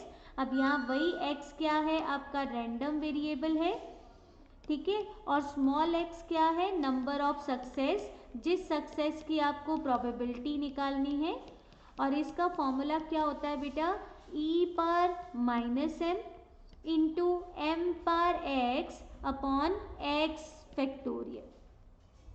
Where x lies between 0 to plus infinity. यहाँ x जो कोई भी वैल्यू अज्यूम कर सकता है फ्रॉम 0 टू इन्फिनिटी। अब e क्या है, आपने लॉगरिथम पढ़ा है, e is natural base of log, ठीक है। और e की वैल्यू क्या होती है ये आपने याद रखनी है, 2.7183। m क्या है, आपका मीन है, और x क्या है, नंबर ऑफ सक्सेस जिसकी आपको प्रोबेबिलिटी निकालनी है। ये आपकी पॉइसन डिस्ट्रीब्यूशन का प्रोबेबिलिटी फंक्शन है, ठीक है। ये आपको दे रखा है 2.7183, ये आपकी e की वैल्यू है। अब बेटा हमने इसकी प्रॉपर्टीज पढ़नी है कि पॉइसन की क्या प्रॉपर्टीज होती हैं। तो जैसे आपने पढ़ा था कि जी ये डिस्क्रीट प्रोबेबिलिटी डिस्ट्रीब्यूशन है, ठीक है। ये कब अप्लाई होता है, जब आपका नंबर ऑफ ट्रायल्स क्या होते हैं, इनफाइनाइट होते हैं, प्रोबेबिलिटी ऑफ सक्सेस ऑलमोस्ट 0 है और प्रोबेबिलिटी ऑफ फेलियर ऑलमोस्ट 1 है। थर्ड प्रॉपर्टी क्या है, अब आपको पता है कि इसमें p जो है वो ऑलमोस्ट 0 है, q ऑलमोस्ट 1 है, तो p q से छोटा है, तो ये कौन सी होगी बेटा, ये डिस्ट्रीब्यूशन पॉजिटिवली स्क्यूड होगी, क्योंकि probability of success is less then. इस पे भी क्वेश्चन आ जाता है कि पॉइसन कैसी होती है, Poisson is positively skewed distribution. क्यों, क्योंकि probability of success is less then probability of failure. उसके बाद नेक्स्ट चीज देखो क्या है इसके अंदर, कि नेक्स्ट प्रॉपर्टी जो आती है कि ये यूनिपैरामीट्रिक है, यानी कि इसको एक ही पैरामीटर चाहिए होता है, और वो पैरामीटर क्या है, m, जिसको हम मीन ऑफ डिस्ट्रीब्यूशन कहते हैं। अब ये मीन निकाला कैसे जाता है, अब मीन की वैल्यू कैसे निकलती है, NP, जैसे आपने बायनोमियल का मीन निकाला था, number of trials into probability of success, बिल्कुल उसी तरह आप इसका मीन निकालेंगे, m is equal to NP। और अगर आपको वेरिएंस निकालना है, अब जैसे बायनोमियल का वेरिएंस क्या था, NPQ, लेकिन इसका वेरिएंस NP ही होता है, तो ये भी एक डिफरेंशिएशन है कि बायनोमियल में मीन वेरिएंस से बड़ा होता है, लेकिन पॉइसन में मीन और वेरिएंस क्या होता है, इक्वल होता है, दोनों सेम होते हैं। सिमिलरली पॉइसन डिस्ट्रीब्यूशन भी यूनिमॉडल हो सकती है, बाय मॉडल हो सकती है। जैसे बायनोमियल भी यूनिमॉडल और बाय मॉडल हो सकती थी, वैसे ही पॉइसन भी यूनिमॉडल और बाय मॉडल हो सकती है। ये किस पे डिपेंड करता है, it depends upon the value of mean m, यानी कि NP। अगर हमारा मीन इंटीजर है तो बिल्कुल वैसे ही हमारी डिस्ट्रीब्यूशन क्या होगी, बाय मॉडल होगी, जिसमें एक मोड क्या होगा, m होगा, एक मोड क्या होगा, m-1 होगा। लेकिन अगर हमारा मीन फ्रैक्शन में है, रियल वैल्यू है, तो उस केस में हमारी डिस्ट्रीब्यूशन क्या होगी, यूनिमॉडल होगी। तो हम क्या करेंगे, इंटीजर पार्ट ऑफ m ले लेंगे, पीछे वाला इग्नोर कर देंगे। फॉर एग्जाम्पल अगर मेरा मीन क्या है, 5 है सपोज, तो बेटा बाय मॉडल हुई तो एक मोड 5 हुआ, एक 4 हुआ। लेकिन वही अगर मैं कहूँ कि मेरा मीन 5.5 है, तो मेरी डिस्ट्रीब्यूशन क्या है, यूनिमॉडल है, तो मेरा मोड क्या होगा, 5.5, हम क्या कर देंगे, इग्नोर कर देंगे। सो this is your Poisson distribution. अब बेटा पॉइसन डिस्ट्रीब्यूशन में भी एडिटिव प्रॉपर्टी अप्लाई होती है। नेक्स्ट हम इसके अंदर हमारी एडिटिव प्रॉपर्टी पढ़ेंगे। एडिटिव प्रॉपर्टी क्या कहता है कि मान लो एक रैंडम वेरिएबल x है, वो पॉइसन को फॉलो करता है, उसका मीन क्या है, m1 है। अनदर वेरिएबल y, वो भी पॉइसन को फॉलो करता है, उसका मीन क्या है, m2। तो अगर आपको x प्लस वाई सीरीज बनानी है तो वो भी पॉइसन को फॉलो करेगी, उसका मीन क्या हो जाएगा, m1 प्लस m2 हो जाएगा। अब बेटा एक और बहुत इंपॉर्टेंट प्रॉपर्टी है ये वाली, इस पे भी क्वेश्चन आते हैं कि अगर आपके n number of independent trials binomial के जो आपने पढ़े थे, वो अगर इनफाइनाइट तक चले जाते हैं और probability of success almost zero हो जाती है। तो बायनॉमियल किस में कन्वर्ट हो जाएगी बेटा? आपकी पॉइसन में कन्वर्ट हो जाएगी। तो binomial with parameters NP can be approximately converted into Poisson distribution, वही पैरामीटर्स एनपी उसके हो जाएंगे। ठीक है, सो ये चीज़ ध्यान रखना कि अगर बायनॉमियल थी लेकिन प्रोबेबिलिटी ऑफ सक्सेस ज़ीरो हो गई और नंबर ऑफ ट्रायल्स इनफाइनाइट हो गई, तो पॉइसन क्या है, किस में बायनॉमियल किस में कन्वर्ट हो गई? पॉइसन में। और एक चीज़ इसमें और बहुत इंपॉर्टेंट होती है कि जैसे जैसे आपका मीन राइट की तरफ, देखो मैंने आपको बताया था ना कि पॉजिटिवली स्क्यूड ऐसे होती है।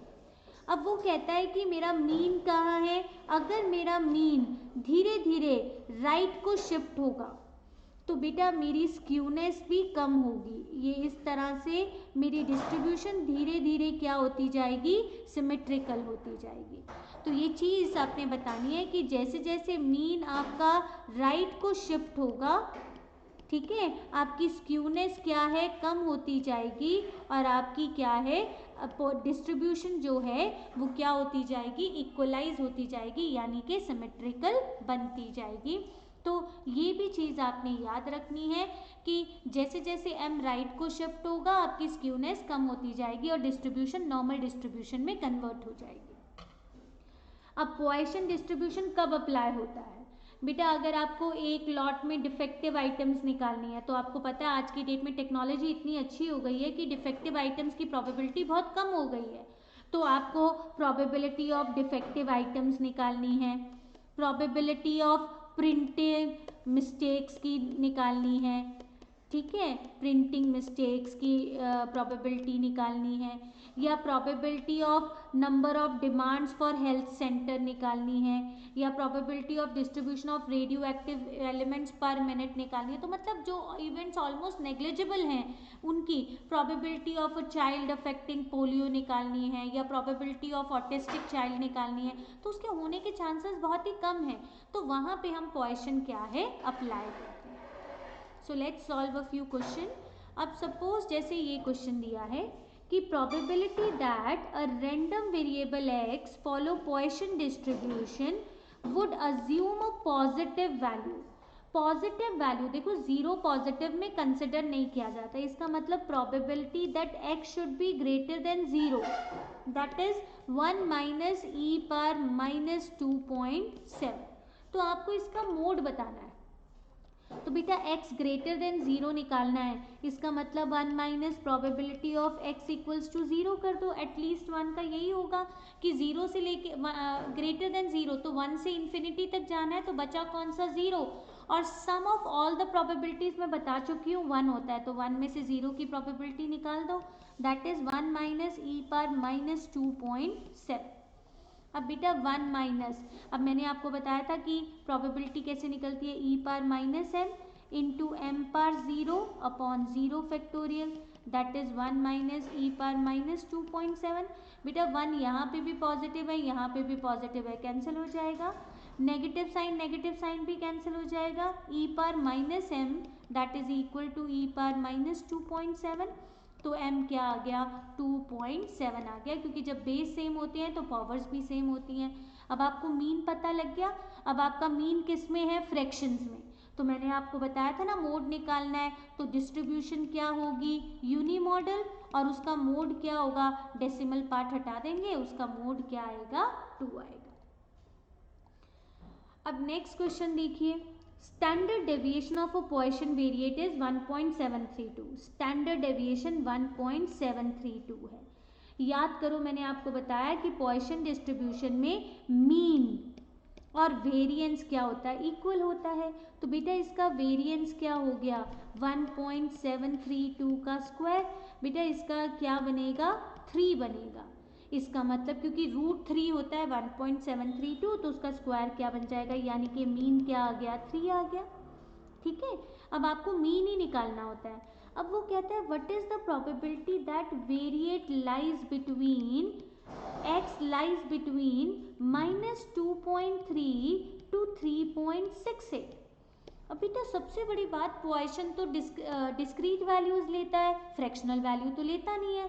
और पोइसन की रेंज कहाँ से शुरू होती है, 0 से। सो -2.3 से 0 तो वैसे ही कैंसिल हो गया। इसका मतलब मैं यहाँ पे क्या ले लूँगी, 0। तो x जो है वो 0 के इक्वल होना चाहिए और 3.68 है, तो इसका मतलब लेस देन क्या होना चाहिए, 3 होना चाहिए।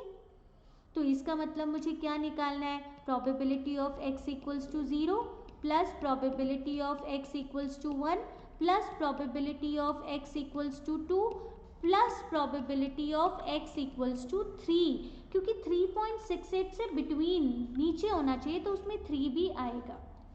सो देखो इसका फॉर्मूला क्या बनेगा, e पर माइनस m3 है, m पर 0 अपॉन 0 फैक्टोरियल, e पर माइनस m इंटू 3 पर 1 अपॉन 1 फैक्टोरियल, e पर माइनस m का square upon 2 factorial plus e पर माइनस m का क्यूब अपॉन 3 फैक्टोरियल। अब देखो e पर -3 तो कॉमन ही आ गया, 3 पर 0 1 प्लस 3 प्लस 9/2 प्लस 27/6, तो ये बना e पर -3, ये क्या बना 4 4 2 8 9 79 26 अपॉन 2 30। अब सबसे इम्पॉर्टेंट चीज़ आती है e पर -3 कैसे निकालेंगे। तो बेटा e की वैल्यू आपको बताई 2.7183 की पावर -3। इसको निकालने का एक शॉर्टकट आप याद रख लो बच्चा, बहुत अच्छे रहोगे अगर आप ये शॉर्टकट यूज़ करोगे, वैल्यूज़ दिमाग में बैठ जाएंगी आपके। तो आपने सबसे पहले क्या करना है, 2.7183 की पावर -1 निकाल लो और फिर उसका क्यूब कर लो, यानी कि 1 अपॉन। सो हम पहले 1 डिवाइडेड बाई 2.7183, इसका फिक्स आंसर होता है 0.3679, तो आप इसको याद कर लो, इसका क्या आएगा 0.3679। फिर आपको क्या करना है, इसका क्यूब निकालना है, 0.3679 का इंटू स्क्वायर, ये स्क्वायर हो गया, ये क्यूब हो गया। सो अब आपने सिंपली इसको 13 से मल्टीप्लाई कर देना है। So your answer is 0.6473। तो याद रखना जब भी आपको e की पावर -m निकालना है तो आप क्या कर लो, 1 अपॉन e की पावर m निकाल लो, और 1 अपॉन e की वैल्यू क्या होती है 0.3679, बस फिर आपको उसकी पावर m निकालनी है, ये वैल्यू आपने याद रखनी है। ठीक है, तो ये क्वेश्चंस आप प्रैक्टिस कर लीजिएगा बच्चा, हम ज़्यादा क्वेश्चंस प्रैक्टिस नहीं कर सकते। अब एक क्वेश्चन हम आपको और करा देते हैं, the manufacture of a certain electronic component is certain that 2% of his product is defective. इसका मतलब प्रोबेबिलिटी ऑफ डिफेक्टिव बल्ब क्या है 2%, यानी कि 0.02, almost negligible. He sells the components in a box of 120, यानी कि एक बॉक्स में कितने होते हैं 120, ये आपका क्या हो जाएगा number of trials. and guarantee that not more than 2% in any box will be defective। वो कहता है कि 2% से ज़्यादा कभी भी डिफेक्टिव नहीं होंगे। 2% का मतलब 120 का 2% कितना हो गया बेटा, दैट इज 2.4, यानी कि 2 से ज़्यादा डिफेक्टिव नहीं होंगे। तो ये उसने कहा 2.4 से ज़्यादा नहीं होंगे, इसका मतलब 2 से ज़्यादा डिफेक्टिव नहीं होंगे। Find the probability that a box selected at random would fail to meet the guarantee। उसने कहा था कि डिफेक्टिव आइटम हमेशा लेस देन इक्वल टू 2 होंगे, ठीक है, लेकिन हमें क्या निकालना है फेल। इसका मतलब आपके बॉक्स के अंदर 2 से ज़्यादा डिफेक्टिव हैं, उसकी आपको प्रोबेबिलिटी निकालनी है।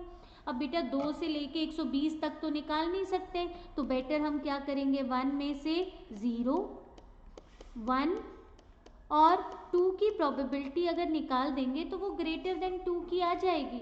तो फिर देखो फिर से वही e पर -m, मीन क्या होगा बेटा np, n क्या है 120 और प्रोबेबिलिटी ऑफ सक्सेस क्या थी 0.02, तो क्या आ गया 2.4 आ गया। तो e पर -2.4 m पर 0 अपॉन 0 फैक्टोरियल, e पर -2.4 इंटू 2.4 पर 1 अपॉन 1 फैक्टोरियल, e पर -2.4 इंटू 2.4 का स्क्वायर अपॉन 2 फैक्टोरियल। तो आपने वही e पर -2.4 कॉमन निकाल लिया, पहले का 1, फिर दूसरे का 2.4 और 2.4 का स्क्वायर आपने निकाला, दैट इज 5.76 डिवाइडेड बाई 2 किया 2.88। अब वही चीज़ ई पावर माइनस, तो देखो आपको पेपर में ऐसी वैल्यूज़ दी हो सकती हैं ई पावर माइनस 2.4 निकालने की, ठीक है। तो ये आपको दे रखी है, फिर तो आप वैल्यू पुट कर दोगे। लेकिन सपोज अगर आपको ऐसे वैल्यूज़ ना दे रखी हो, आपको ई पावर माइनस 2.4 निकालना हो, तो मैंने अभी आपको बताया था कि 1/e की पावर 2.4 और 1/e की वैल्यू क्या थी 0.3679। अब बेटा जब भी पावर फ्रैक्शंस में होती है, तो यहाँ पे एक और टेक्निक आपको बता रही हूँ कि जब भी आपको फ्रैक्शनल पावर निकालनी हो तो आपने क्या करना है, प्रेस स्क्वायर रूट 12 टाइम्स, फिर सब्ट्रैक्ट 1, फिर जो भी पावर आपने निकालनी है उससे मल्टीप्लाई कर दो, मल्टीप्लाई बाय 2.4, फिर उल्टा कर दो, add 1 and then again press multiply equal to 12 times. तो इस तरीके से आप कोई भी फ्रैक्शनल वैल्यू पावर निकाल सकते हो। जैसे देखो 0.3679, पहले हमें 12 times root 1 2 3 4 5 6 7 8 9 10 11 12 minus 1 into 2.4 plus 1, अब मल्टीप्लाई इक्वल टू 1 2 3 4 5 6 7 8 9 10 11 12। देखो 0.9069 आ गया ना, यहाँ पे भी वही दे रखी है ना वैल्यू। तो इस तरह से आप कोई भी वैल्यू जो है वो निकाल सकते हो। So this way you can find out the value. So ये चीज़ आपने ध्यान रखनी है कि किस तरह से आपने इसको कंप्यूट करना है। So this is our Poisson distribution बच्चा। Next, if you want to fit Poisson distribution, अगर आपने पॉइसन डिस्ट्रीब्यूशन को फिट करना है, जैसे हमने बायनॉमियल को फिट किया था, तो वो पॉइसन डिस्ट्रीब्यूशन हम कैसे फिट करेंगे, बिल्कुल वही तरीका हम क्या कर लेंगे, मीन निकाल लेंगे। 0 1 2 3 4 और फ्रीक्वेंसीज 122 46 23 8 एंड 1, ठीक है। अब हम सबसे पहले इसका क्या निकाल लेंगे, मीन निकाल लेंगे। मीन कैसे निकलेगा, submission F x upon submission F करके। सो एफ एक्स क्या हुआ 0 46 46 24 एंड 4, तो क्या आ गया 120 और सम क्या आया, दिस इज 6 2 8 3 11 8 9 20 2 2 4 4 8 200। तो हमारा मीन आ गया 0.6। अब देखो ई पर माइनस 0.6 की वैल्यू दे रखी है, तो बस आपने यहाँ पे यही पुट करना है, ई पर माइनस 0.6 पर 0 अपॉन 0 फैक्टोरियल, ई पर माइनस 0.6 की पर 1 अपॉन 1 फैक्टोरियल, ई पर माइनस 0.6 की पर 2 अपॉन 2 फैक्टोरियल, ई की पर माइनस 0.6 का क्यूब अपॉन 3 फैक्टोरियल एंड ई पर माइनस 0.6 पर 4 अपॉन 4 फैक्टोरियल। तो देखो ई पर माइनस 0.6 की वैल्यू, इसका क्या आया 0.5488, इसका क्या आया, आपने 0.5488 को 0.6 से मल्टीप्लाई कर दिया, सो दैट इज 0.3293। अब बेटा जो वैल्यू आई, अब हमने देखो ई पर माइनस 0.6 पर 1 तो निकाल लिया, अब मैं इसी वैल्यू को 0.6 से मल्टीप्लाई कर दूंगी, डिवाइडेड बाय 2 कर दूंगी, तो क्या आ गया 0.098784। अब अगली निकालने के लिए मैं क्या करूंगी, इसी को 0.6 से, अब 0.6 का क्यूब हो गया, अब 2 से डिवाइड कर लिया था, इसको सिर्फ 3 से डिवाइड करना है, तो दैट इज 0.0197568। और अगला निकालना है तो बस 0.6 से मल्टीप्लाई किया और डिवाइडेड बाय 4 कर दिया, क्योंकि बाकी हम पहले ही कर चुके हैं, दैट इज 0.00296352। ये हमारी क्या आ गई बेटा, प्रोबेबिलिटी आ गई। और अगर आपको फ्रीक्वेंसी निकालनी है बेटा, ये होती है ऑब्जर्व्ड फ्रीक्वेंसी। अगर आपको एक्सपेक्टेड फ्रीक्वेंसी निकालनी है तो आप इसको 200 से मल्टीप्लाई कर दो। सो देखो 0.5488 को 200 से मल्टीप्लाई किया तो क्या आया, 109.76 है, 110 ले लो। अब अगला क्या है 0.3293 इंटू इसको किससे मल्टीप्लाई करना है, 200 से, तो ये क्या आ गया 66 आ गया। अब 0.098784 को फिर से 200 से मल्टीप्लाई किया, दिस इज 20। अब 0.019758 को फिर से 200 से मल्टीप्लाई किया, दिस इज 4। और लास्ट में 0.00296352 को 200 से मल्टीप्लाई किया तो 0.59 है, तो यहाँ पे ना ये 65 होगा, यहाँ पे 1, टोटल आपका 200 ही आना चाहिए। ये चीज़ का आपने ध्यान रखना है, क्योंकि मैंने यहाँ पे राउंड अप कर दिया था जबकि बाकी किसी में नहीं किया। तो ये होती है आपकी how to fit a Poisson distribution. So दो डिस्ट्रीब्यूशंस हम डिस्कस कर चुके हैं, बायनॉमियल और पॉइसन। अब हम थर्ड पे आते हैं जिसको हम नॉर्मल डिस्ट्रीब्यूशन कहते हैं। इसको एक और नाम से जाना जाता है जिसको क्या कहा जाता है, गॉसियन डिस्ट्रीब्यूशन। अब बेटा मैंने पहले बता दिया कि ये क्या है, कंटिन्यूस प्रोबेबिलिटी डिस्ट्रीब्यूशन है। कंटिन्यूस का मतलब मैंने आपको समझाया था कि इसमें जो रैंडम वेरिएबल x है ये कोई भी वैल्यू अज्यूम कर सकता है with in a range alpha two beta. तो जो नॉर्मल डिस्ट्रीब्यूशन होती है उसमें वो रेंज क्या आती है, -इन्फिनिटी टू +इन्फिनिटी आती है। ठीक है, तो इसको किसने दिया था, इसको लाप्लेस डी मॉयर ने पहले डिस्कस किया था, पहले उन्होंने डिस्कवर किया था, उसके बाद इसको रीडिस्कवर किया कार्ल गॉस ने, तो इसीलिए उसके नाम पे इसका नाम गॉसियन डिस्ट्रीब्यूशन भी रखा गया। अब बेटा ये जो हम नॉर्मल डिस्ट्रीब्यूशन की बात कर रहे हैं, अब देखो मान लो एक कंटिन्यूस रैंडम वेरिएबल x है, वो नॉर्मल डिस्ट्रीब्यूशन को फॉलो करता है विद 2 पैरामीटर्स। इसमें 2 पैरामीटर्स चाहिए होते हैं, एक मीन और एक वेरिएंस। बेटा ये याद रखना, लिखने में हमेशा क्या आता है, मीन और वेरिएंस आता है। अगर ऑप्शंस में स्टैंडर्ड डेविएशन दिया है तो वो नहीं आप करोगे, आपने मीन और वेरिएंस लेना है कि a continuous random variable x tends to follow normal distribution with 2 parameters mean and variance। अब इसका प्रोबेबिलिटी फंक्शन थोड़ा सा खतरनाक होता है, बच्चे देख के डर जाते हैं। क्या कहते हैं कि probability of x is equal to small x that is equal to 1 upon standard deviation √2 pi e power -1/2 x minus mean upon standard deviation का whole square, where x lies between -infinity to +infinity. अब यहाँ पे x क्या है आपका, continuous random variable है, ठीक है ना। ये स्मॉल x क्या है, सक्सेस, कि आपको किस सक्सेस की प्रोबेबिलिटी निकालनी है। ये आपका स्टैंडर्ड डेविएशन है बेटा। पाई आपको पता है, आपने स्कूल लेवल पे पढ़ा है, पाई की वैल्यू 3.14 होती है या 22/7। ई आपका वही नेचुरल बेस ऑफ लॉग जिसकी वैल्यू 2.7183 होती है। एक्स आपका वेरिएबल जो सक्सेस आपको निकालनी है, ये आपका मीन है और ये आपका स्टैंडर्ड डेविएशन है।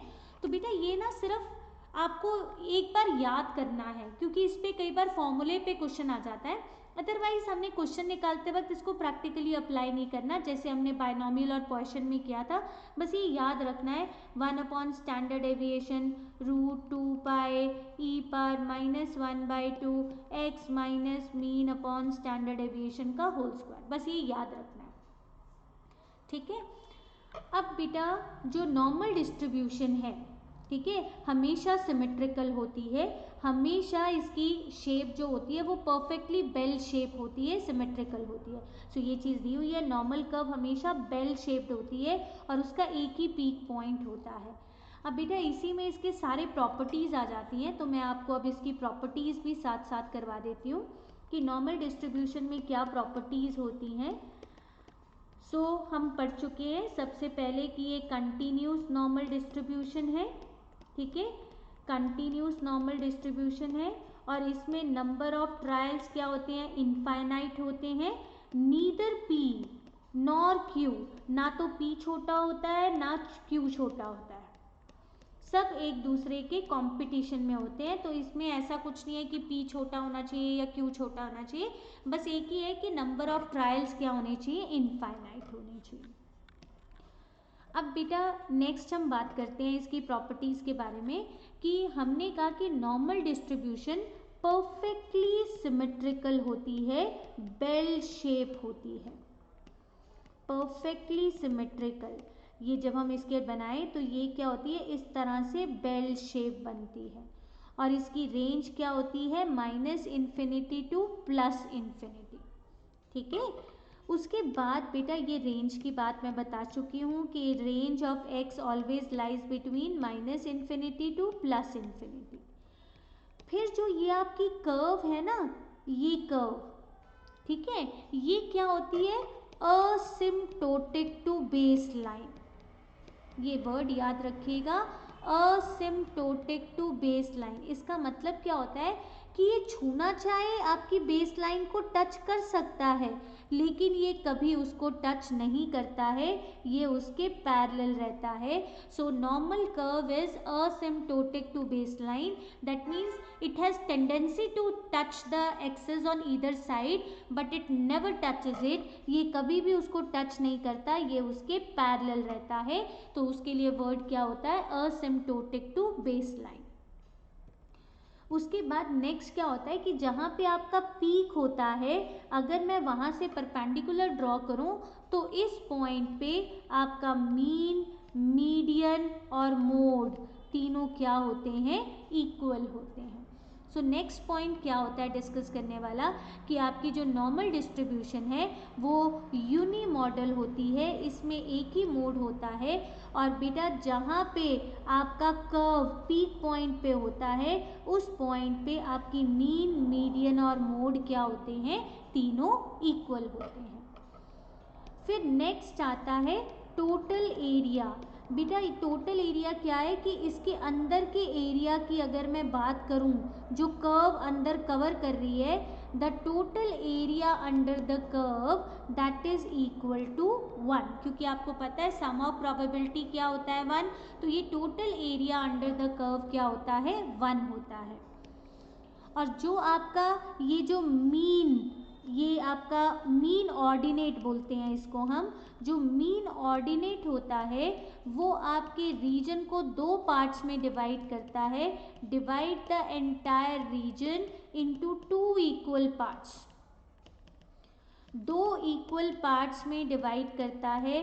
कौन से 2 इक्वल पार्ट्स, बेटा 0.5, आधा पार्ट इधर चला जाता है, आधा पार्ट इधर चला जाता है, ठीक है, आधा पार्ट इधर चला जाता है, आधा पार्ट उधर चला जाता है। So mean ordinate divides the entire reason into 2 equal parts, 0.5 on left hand side and 0.5 on right hand side, ठीक है। सो ये चीज़ हमने बात की। फिर मैंने आपको बताया कि ये क्या है, बाय पैरामीट्रिक है, यानी कि इसको 2 पैरामीटर्स चाहिए होते हैं। कौन से, एक इसको मीन चाहिए डिस्ट्रीब्यूशन का और एक इसको वेरिएंस चाहिए डिस्ट्रीब्यूशन का। मीन एंड वेरिएंस ये दोनों चीज़ें आपको चाहिए। उसके बाद बेटा एक चीज़ आपने ध्यान रखनी है, क्या कि इसके अंदर भी एडिटिव प्रॉपर्टी होती है कि मान लो एक रैंडम वेरिएबल x है, वो नॉर्मल डिस्ट्रीब्यूशन को फॉलो करता है, उसका मीन 1 है, वेरिएंस क्या है, ये है। अनदर रैंडम वेरिएबल y, उसका वो भी नॉर्मल डिस्ट्रीब्यूशन को फॉलो करता है, उसका मीन क्या है, मीन 2 और वेरिएंस क्या है, वेरिएंस 2। तो x प्लस वाई भी नॉर्मल डिस्ट्रीब्यूशन को फॉलो करेगा, उसका मीन क्या बन जाएगा, मीन 1 प्लस मीन 2 और वेरिएंस क्या बन जाएगा, वेरिएंस 1 प्लस वेरिएंस 2। ये होती है इसकी एडिटिव प्रॉपर्टी।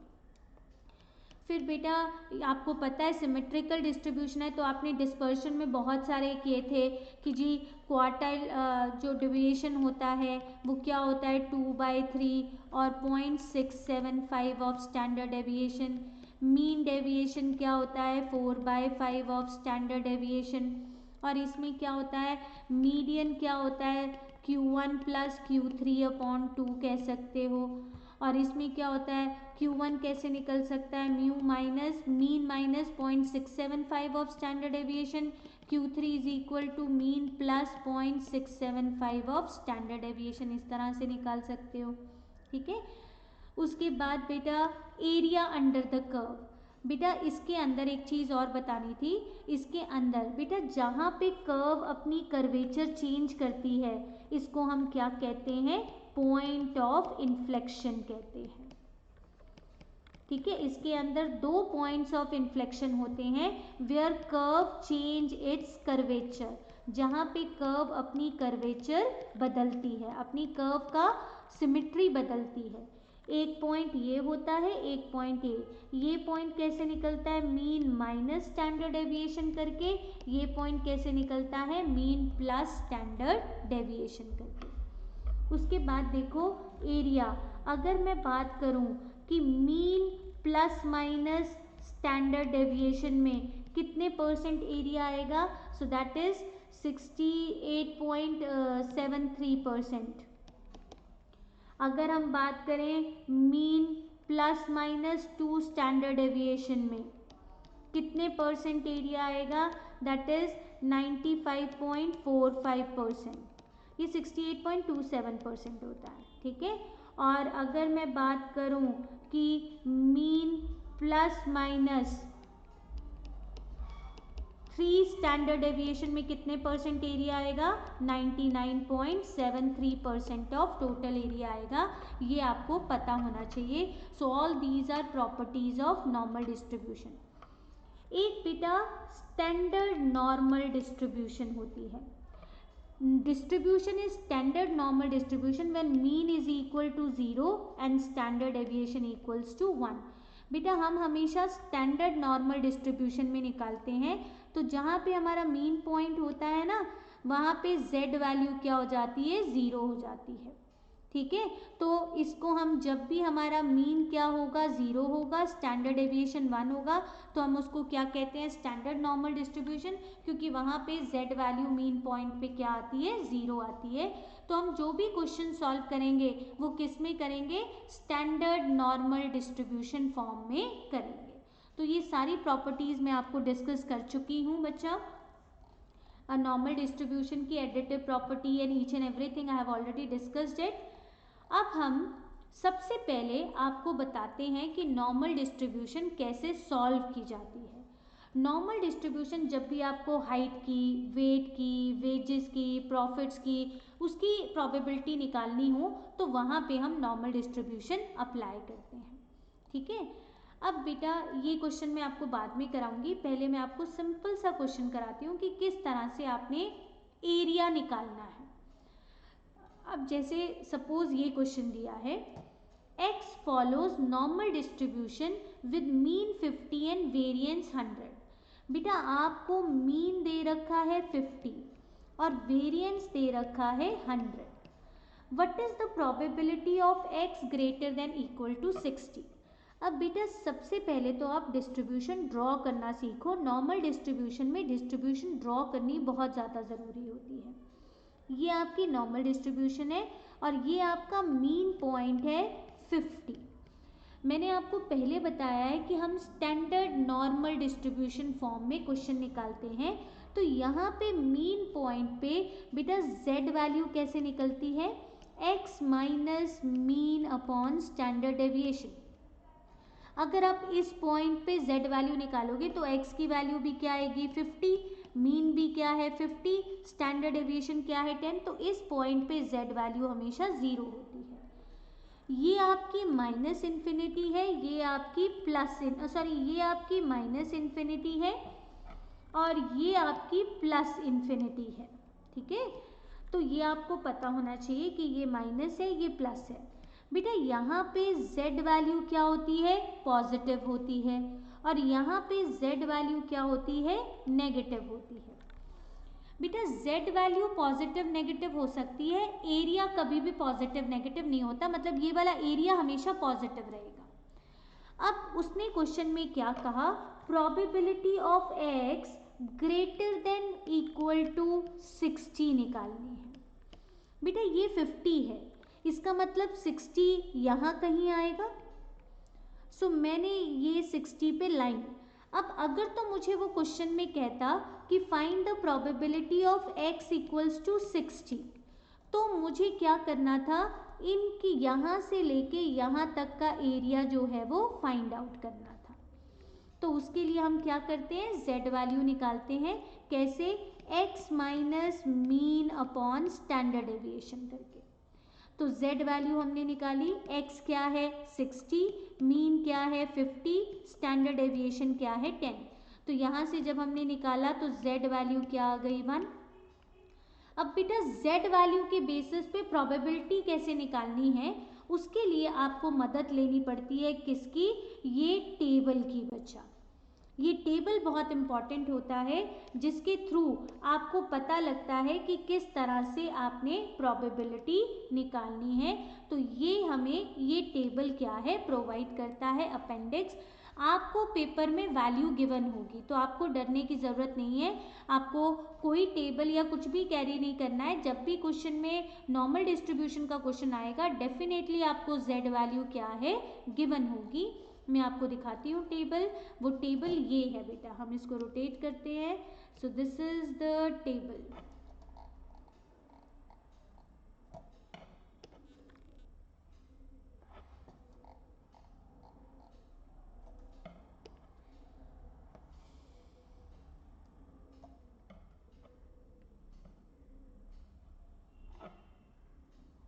अब देखिए ये हमारा z टेबल है, देखो यहाँ लिखा भी होगा, ठीक है, table 6 area under the normal standard normal probability distribution.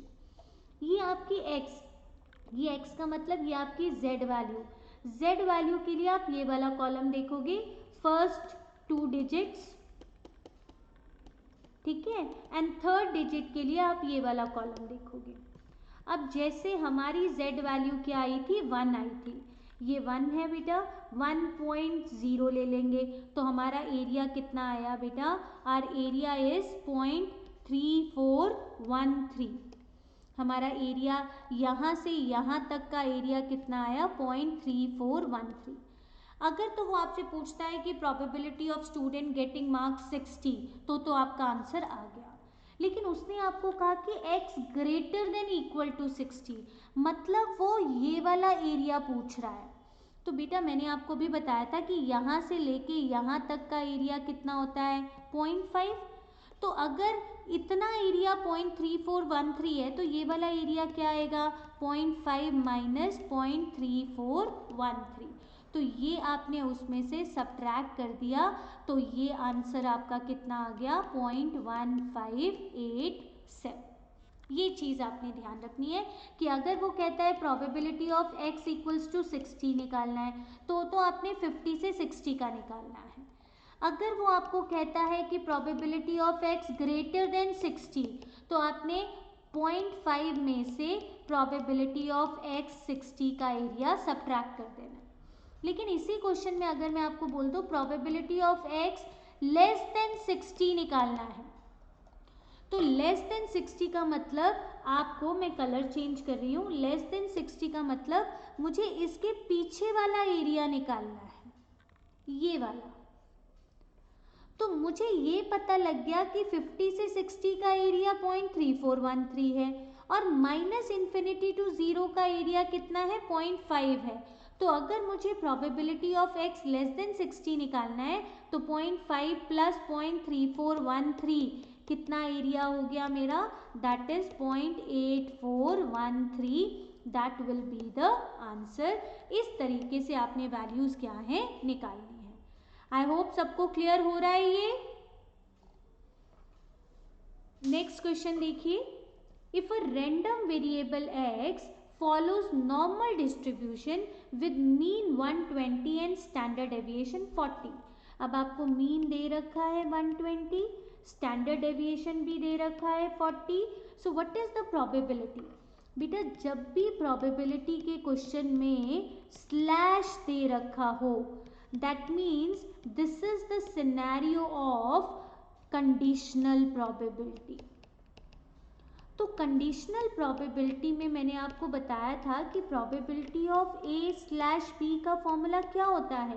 That is probability of A and B upon probability of B. इसका मतलब इसका क्या बना कि probability of x less than equal to 150 होना चाहिए एंड एक्स ग्रेटर देन 120 होना चाहिए upon probability of x greater than 120. पहले तो फॉर्मूले के अकॉर्डिंगली उसको लिख लो, फिर आप अपनी डिस्ट्रीब्यूशन बनाओ क्योंकि वो हेल्प करेगा. अब यहाँ पे मैंने किया, यहाँ पे मेरी z वैल्यू क्या है? 0 है और मीन क्या है मेरा? 120. अब ध्यान से देखो, probability of x greater then 120, ये 120 है, 120 से ग्रेटर ये सारा का सारा आ गया. और आपको पता है राइट साइड का एरिया कितना होता है? 0.5. तो नीचे तो मुझे पता लग गया 0.5 आएगा क्योंकि x ग्रेटर देन मीन निकालना है. तो मीन आधा आधा डिवाइड करता है, तो मीन से बड़ा कितना एरिया है? 0.5. अब देखो x ग्रेटर देन 120, 120 से बड़ा होना चाहिए और 150 से छोटा और इक्वल टू, इसका मतलब यहाँ पे x इक्वल्स टू 150. तो मुझे अब ये वाला एरिया निकालना है. तो जब भी एरिया निकालना हो पहले हम z वैल्यू निकालते हैं. कैसे? x minus mean upon standard deviation करके. सो 150 माइनस 120 अपॉन स्टैंडर्ड डेविएशन कितना है? 40. सो 30 अपॉन 40 क्या आ गया बेटा? 0.75. तो यहाँ पे मेरी z वैल्यू क्या आ गई? 0.75. तो अब मैं टेबल के अंदर देखूंगी कि z वैल्यू क्या है? 0.7. ये 0.7 रहा बेटा और ये रहा 0.5. तो ये क्या आ गया? 0.2734. अब हम क्या करेंगे? 0.2734 यहाँ पे पुट कर देंगे. 0.2734. तो 0.2734 divided by 0.05. So that will be, sorry, 0.5. 0.2734 divided by 0.5. So your answer is 0.5468. इस तरह से आप प्रोबेबिलिटी निकालें. क्लियर? नेक्स्ट क्वेश्चन देखिए.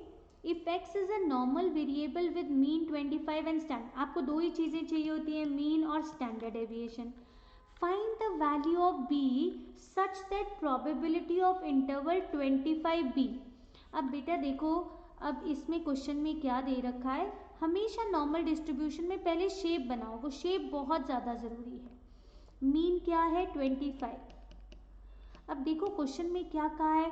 प्रोबेबिलिटी ऑफ इंटरवल 25 से लेके b की प्रोबेबिलिटी आपको दे रखी है 0.4772. आगे आपको b की वैल्यू गिवन होती है, प्रोबेबिलिटी फाइंड आउट करनी होती है. यहाँ पे आपको प्रोबेबिलिटी गिवन है, b की वैल्यू फाइंड आउट करनी है. तो बेटा मैंने आपको बताया था ना कि आपको वैल्यूज गिवन होगी. देखो ये वैल्यूज गिवन है, दो वैल्यूज होती है, एक होती है फाई वैल्यू, एक होती है z वैल्यू. जो z वैल्यू होती है वो यहाँ से शुरू होती है, 0 to माइनस या 0 to इधर जाएगी. मतलब z वैल्यू पॉजिटिव नेगेटिव होती है, एरिया सेम होता है. लेकिन जो फाई वैल्यू होती है वो माइनस इन्फिनिटी से स्टार्ट होती है. सो देखो फाई 2 दे रखा है 0.9772. तो बेटा देखो माइनस इन्फिनिटी से स्टार्ट किया, 0.5 यहाँ आ गया, 0.5 के बाद कितना बचा? 0.4772. तो मतलब यहाँ आ गया ना. तो इसका मतलब आपकी यहाँ पे z वैल्यू कितनी आ गई? 2 आ गई, क्योंकि माइनस इन्फिनिटी टू 2.9772. और अगर आप यहाँ से एरिया देखोगे 0.5 प्लस 0.4772 वो भी 0.9772 आता है. तो z वैल्यू मेरी क्या आ गई? 2 आ गई. z वैल्यू कैसे निकालते हैं? x की वैल्यू क्या है? b minus mean upon standard deviation कितना है? 10, that is 2. So b minus 25 क्या आ गया? 20. तो b क्या आ गया? 45. इसका मतलब इस पॉइंट पे मेरी वैल्यू कितनी है 45 है। तो इस तरह से आप इसको कैलकुलेट कर सकते हो। नेक्स्ट एक और क्वेश्चन हम निकाल लेते हैं बच्चा। अब देखो क्या है, इस क्वेश्चन में थोड़ा सा डिफरेंट कॉन्सेप्ट है। The distribution of wages of a group of workers is known to be normal, ठीक है, with mean 500 and standard deviation 100। आपको मीन दे रखा है 500, स्टैंडर्ड डेविएशन दे रखा है 100। If wages of 100 workers in the group are less than 430। अब देखो हम यहाँ पे क्या करेंगे, ये डिस्ट्रीब्यूशन बनाएंगे अपनी। यहाँ पे मेरा मीन क्या है 500 है, स्टैंडर्ड डेविएशन 100 है। अब बेटा देखो ये चीज़ें, ये वैल्यूज आपको बताएंगी कि आपने किस डायरेक्शन में जाना है। देखो if the wages of 100 workers in the group are less than 430, ये 500 है ना, तो 430 यहाँ आएगा। तो वो कह रहा है कि यहाँ पे less than 430 number of workers कितने हैं 100 है। नंबर ऑफ वर्कर्स कैसे निकलते हैं बेटा, ये आपको समझना है। आप क्या निकालते हो, प्रोबेबिलिटी निकालोगे x लेस देन 430, उसको टोटल नंबर ऑफ वर्कर्स से मल्टीप्लाई कर दोगे, that will be number of workers following in this category, ठीक है। तो पहले मुझे x लेस देन 430 निकालना है। बेटा जब भी हम z वैल्यू निकालते हैं ना, वो z से शुरू होके यहाँ तक जाती है। तो पहले आप यहाँ से यहाँ तक की वैल्यूज निकाल लो। z वैल्यू क्या आई 430, x minus mean upon standard deviation, तो ये आ गया -0.7। मैंने आपको कहा था z वैल्यू नेगेटिव होती है, एरिया नेगेटिव नहीं होता। तो आपने टेबल में देखा 0.7 की वैल्यू क्या है 0.2580। आप गए, आपने लिखा कि ये वाला एरिया 0.2580 है यहाँ से यहाँ तक का, लेकिन मुझे तो उसके पीछे वाला एरिया चाहिए। तो मैं इस एरिया के लिए 0.5 में से वो वाला एरिया माइनस कर दूंगी, सो दैट विल बी 0.2420। अब मेरा ये एरिया कितना आ गया 0.2420। अब मैंने जो अभी फॉर्मूला लिखा था ये क्या आया 0.2420 into n, this is equal to 100। तो n क्या आ जाएगा 100 डिवाइडेड बाय 0.2420। तो 100 डिवाइडेड बाय 0.2420 किया तो मेरे पास टोटल वर्कर्स कितने आ गए 413 आ गए। इस तरह से आप इसे सॉल्व करेंगे। अब बेटा लेट्स सॉल्व अनदर क्वेश्चन। अब कई बार क्वेश्चन इस तरह से आते हैं, the mean of a normal distribution is. हाँ जी बच्चा। मैम जो ऊपर क्वेश्चन करवाया वो रिपीट कर सकते हो?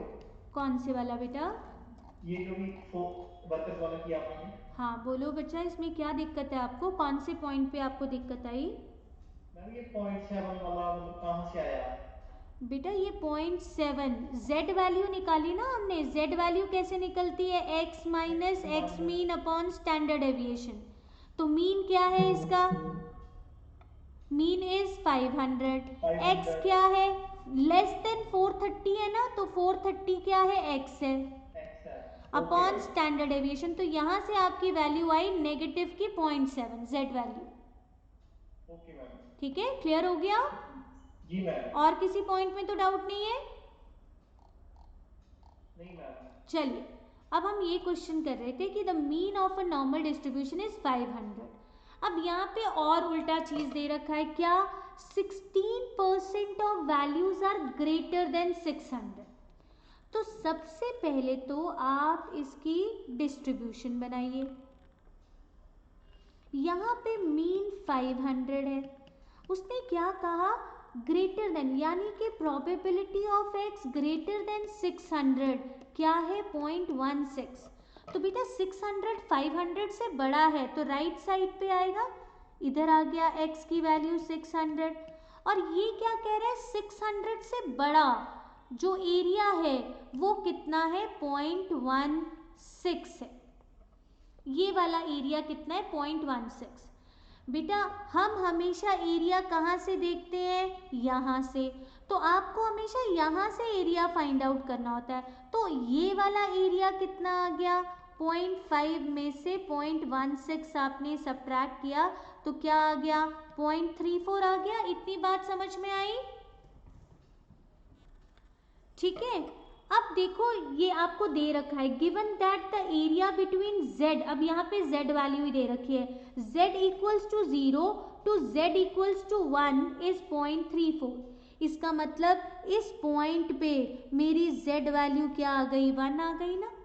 इसको आप टेबल के थ्रू भी देख सकते हो, आप टेबल में ढूंढोगे 0.34 कहाँ आ रहा है, 0.34 ढूंढो कहाँ आ रहा है। देखो इधर यहाँ पे 0.31 है, यहाँ पे 0.3389 है, यहाँ पे 0.34, तो यहाँ जो वैल्यू है वो आपकी z वैल्यू आएगी, वो आपको हमेशा पेपर में गिवन होगी। तो z वैल्यू 1 आ गई। अब तुम्हें z वैल्यू कैसे निकलती है, x minus mean upon standard deviation करके। z वैल्यू क्या है 1, x क्या है 600, मीन क्या है 500, स्टैंडर्ड डेविएशन निकाल लोगे ना तो आपका स्टैंडर्ड डेविएशन क्या आ गया 100। इस तरह से आप कोई भी मिसिंग वैल्यू क्या है फाइंड आउट कर सकते हो।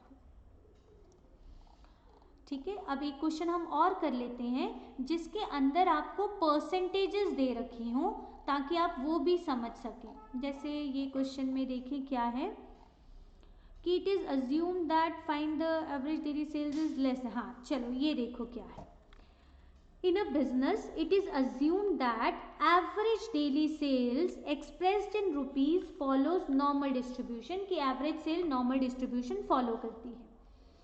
ठीक है, find the coefficient of variation of sales given that probability that average daily sale is less than 124, उसकी probability क्या है 0.0287, and probability that average daily sales is more than 270, उसकी probability क्या है 0.4599। तो अब आपको इसको सॉल्व करना है। सो देखो बच्चा, ये हमने अपनी डिस्ट्रीब्यूशंस निकाली। सबसे पहले आपको ये देखना है कि कौन से एरिया की प्रोबेबिलिटी दे रखी है। देखो यहाँ पे z वैल्यू 0 होती है, ठीक है। अब देखो क्या है, अब यहाँ पे आपको मीन गिवन नहीं है, हमें मीन नहीं पता कि मीन क्या है, तो हमें ना वैल्यू की प्रोबेबिलिटी के बेसिस पे डिसाइड करना है कि वो कहाँ लाए करेगी। देखो x लेस देन, बेटा लेस देन हमेशा इधर से शुरू होगा, लेस देन 124 कितना है 0.0287, लेस देन हमेशा माइनस इन्फिनिटी से शुरू होता है, तो माइनस इन्फिनिटी से शुरू करके लेस देन कितना आया 0.0287, तो इसका मतलब वो यहीं पे निपट गया 124 से लेस देन तक का। दूसरा देखो उसने क्या कहा कि जी probability of x greater than 270, greater than के लिए हम पीछे जाते हैं बेटा, ग्रेटर देन हमेशा प्लस इन्फिनिटी से शुरू होता है, ग्रेटर देन 270 0.5 से कम है ना, तो यहाँ से शुरू करके एरिया आपने ले लिया कि ये वाला एरिया कितना है 0.4599, तो यहाँ पे आपने क्या लिख लिया 270 कि 270 से बड़ा एरिया ये है, 124 से एरिया छोटा ये है। पहले तो आपने अपना पॉइंट्स आइडेंटिफाई कर लिए। अब देखो हमें इसके अकॉर्डिंगली वैल्यूज निकालनी है।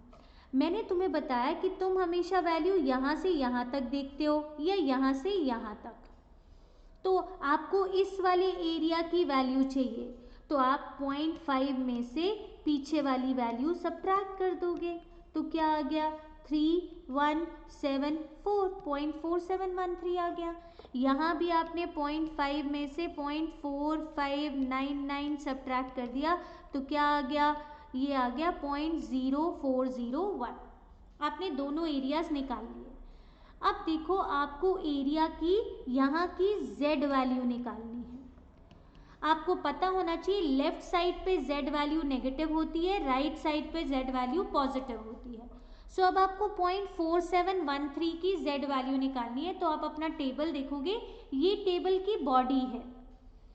अब आप बॉडी के अंदर 0.4713 देखो, ये 0.4713 ये मिल गया, 0.4713 के अंदर क्या वैल्यू दे रखी है 1.90, इसका मतलब मेरी यहाँ पे वैल्यू क्या आ गई 1.9 थी ना, 1.9 थी। अब दूसरी वैल्यू मुझे क्या ढूंढनी है 0.0401, अब ढूंढो 0.0401, ये देखो 0.0438.0398, तो इसके बीच में लाई करेगा ना 0.0401। तो अब आप यहाँ पे वैल्यू लोगे, वैल्यू क्या हो सकती है, 0.1 भी हो सकती है, 0.11 भी हो सकती है।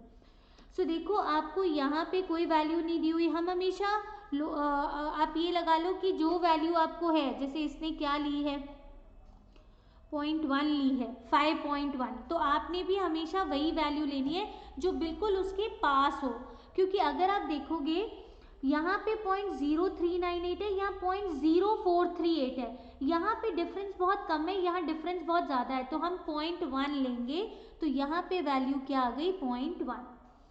अब आप यहाँ से इक्वेशन बनाओ, z वैल्यू कैसे बनती है, x minus mean upon standard deviation that is -1.9। x की वैल्यू मुझे पता है, लेकिन ना तो मुझे मीन पता है ना स्टैंडर्ड डेविएशन पता है, तो यहाँ से मेरी इक्वेशन बन जाएगी क्या, mean -1.9 standard deviation equals to 124, क्योंकि ये स्टैंडर्ड डेविएशन यहाँ नेगेटिव हुआ, मीन उधर जाके पॉजिटिव हो गया। यहाँ पे मैंने वैल्यू बनाई बेटा, x मेरा क्या है 270 minus mean upon standard deviation that is 0.1, तो ये क्या बना, mean plus 0.1 standard deviation equals to 270। मैंने दोनों इक्वेशंस को एलिमिनेशन मेथड के थ्रू सॉल्व कर दिया, 0.1 standard deviation equals to 270 minus minus minus क्या बना, -2 standard deviation equals to -146, standard deviation क्या आ गया 73 आ गया। अब मीन निकालना है, तो मीन प्लस 0.1 को मल्टीप्लाई करोगे 7.3 इक्वल्स टू 270, तो मीन क्या आ गया 270 माइनस 7.3, तो इसका आंसर आया बच्चा 262.7। इस तरह से आप मीन और स्टैंडर्ड डेविएशन निकाल सकते हो। क्वेश्चन में हमें कोफिशिएंट ऑफ वेरिएशन का है, उसका फॉर्मूला होता है standard deviation divided by mean into 100, तो आप निकाल लेंगे 73/262.7 into 100, this is called coefficient of variation. इस तरह से बेटा आप निकाल सकते हो। अब ये क्वेश्चन देख लो, x and y are independent normal variables with mean 180 and standard, इसका मतलब x जो डिस्ट्रीब्यूशन है वो नॉर्मल को फॉलो करती है, उसका मीन 100 है, स्टैंडर्ड डेविएशन 4 है। y भी नॉर्मल को फॉलो करती है, उसका मीन 80 है, स्टैंडर्ड डेविएशन 3 है, तो x प्लस वाई पे क्या होगा, वो भी नॉर्मल को फॉलो करेगा, मीन सिंपली ऐड हो जाएगा, लेकिन हमें उसमें वेरिएंस दिया होता है, तो आप क्या करोगे, 4 का स्क्वायर 16, 3 का स्क्वायर 9, तो वेरिएंस 25 होगा, स्टैंडर्ड डेविएशन 5 होगा। ये चीज़ आपने याद रखनी है, उस तरीके से आपने इस क्वेश्चन को सॉल्व करना है, ठीक है। तो ये हुआ, एक दो क्वेश्चंस मैंने पीछे छोड़े थे, वो भी मैं अब आपको करवा दूँ। अब देखो क्या है, हमने जो एक दो क्वेश्चंस छोड़े थे, ये क्वेश्चन छोड़ा था हमने, देखो ये क्या कह रहा है, for a random variable x the probability density function is this, identify the distribution. बेटा जब आपको पता है कि जब भी डिस्ट्रीब्यूशन -∞ टू +∞ होती है तो वो नॉर्मल डिस्ट्रीब्यूशन होगी, ये हमें पता है।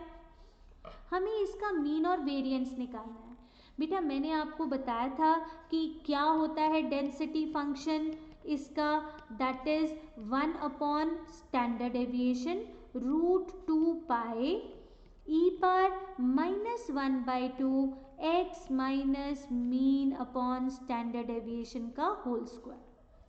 अब देखो यहाँ पे √π तो दिया है, √2π नहीं दिया, तो मैंने क्या किया जी, पहले तो √2π बनाना है, तो मैंने क्या किया, e पर -x-4 का होल स्क्वायर अपॉन √π था, इसको √2 से मल्टीप्लाई कर दिया, √2 से डिवाइड कर दिया, तो ये क्या बन गया, e पर -x-4 का होल स्क्वायर, तो यहाँ आ गया 1/√2 तो ये तो मेरा बन गया।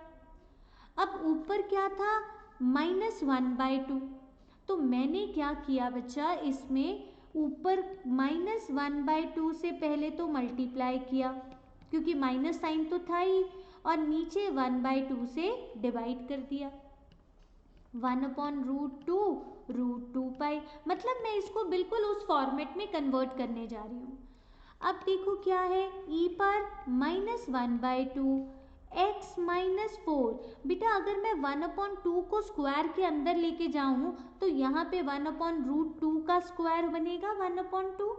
तो अब देखो क्या बना बच्चा, 1/√2 पर। तो हमारा क्या होता है, e पर 1/2 x माइनस मीन, यानी कि मेरा मीन क्या है 4, और स्टैंडर्ड डेविएशन क्या हुआ 1/√2, और यहाँ पे भी स्टैंडर्ड डेविएशन क्या है 1/√2। तो मेरा मीन क्या आया 4 और स्टैंडर्ड डेविएशन क्या आया 1/√2। इस तरह से आपको इसको सिंप्लीफाई करना है, ठीक है। अब ऐसे ही पॉइंट ऑफ इन्फ्लेक्शन मैंने आपको बताया था ना, जहाँ पे कर्व अपनी कर्वेचर चेंज करती है, कैसे निकलता है, mean plus minus standard deviation करके।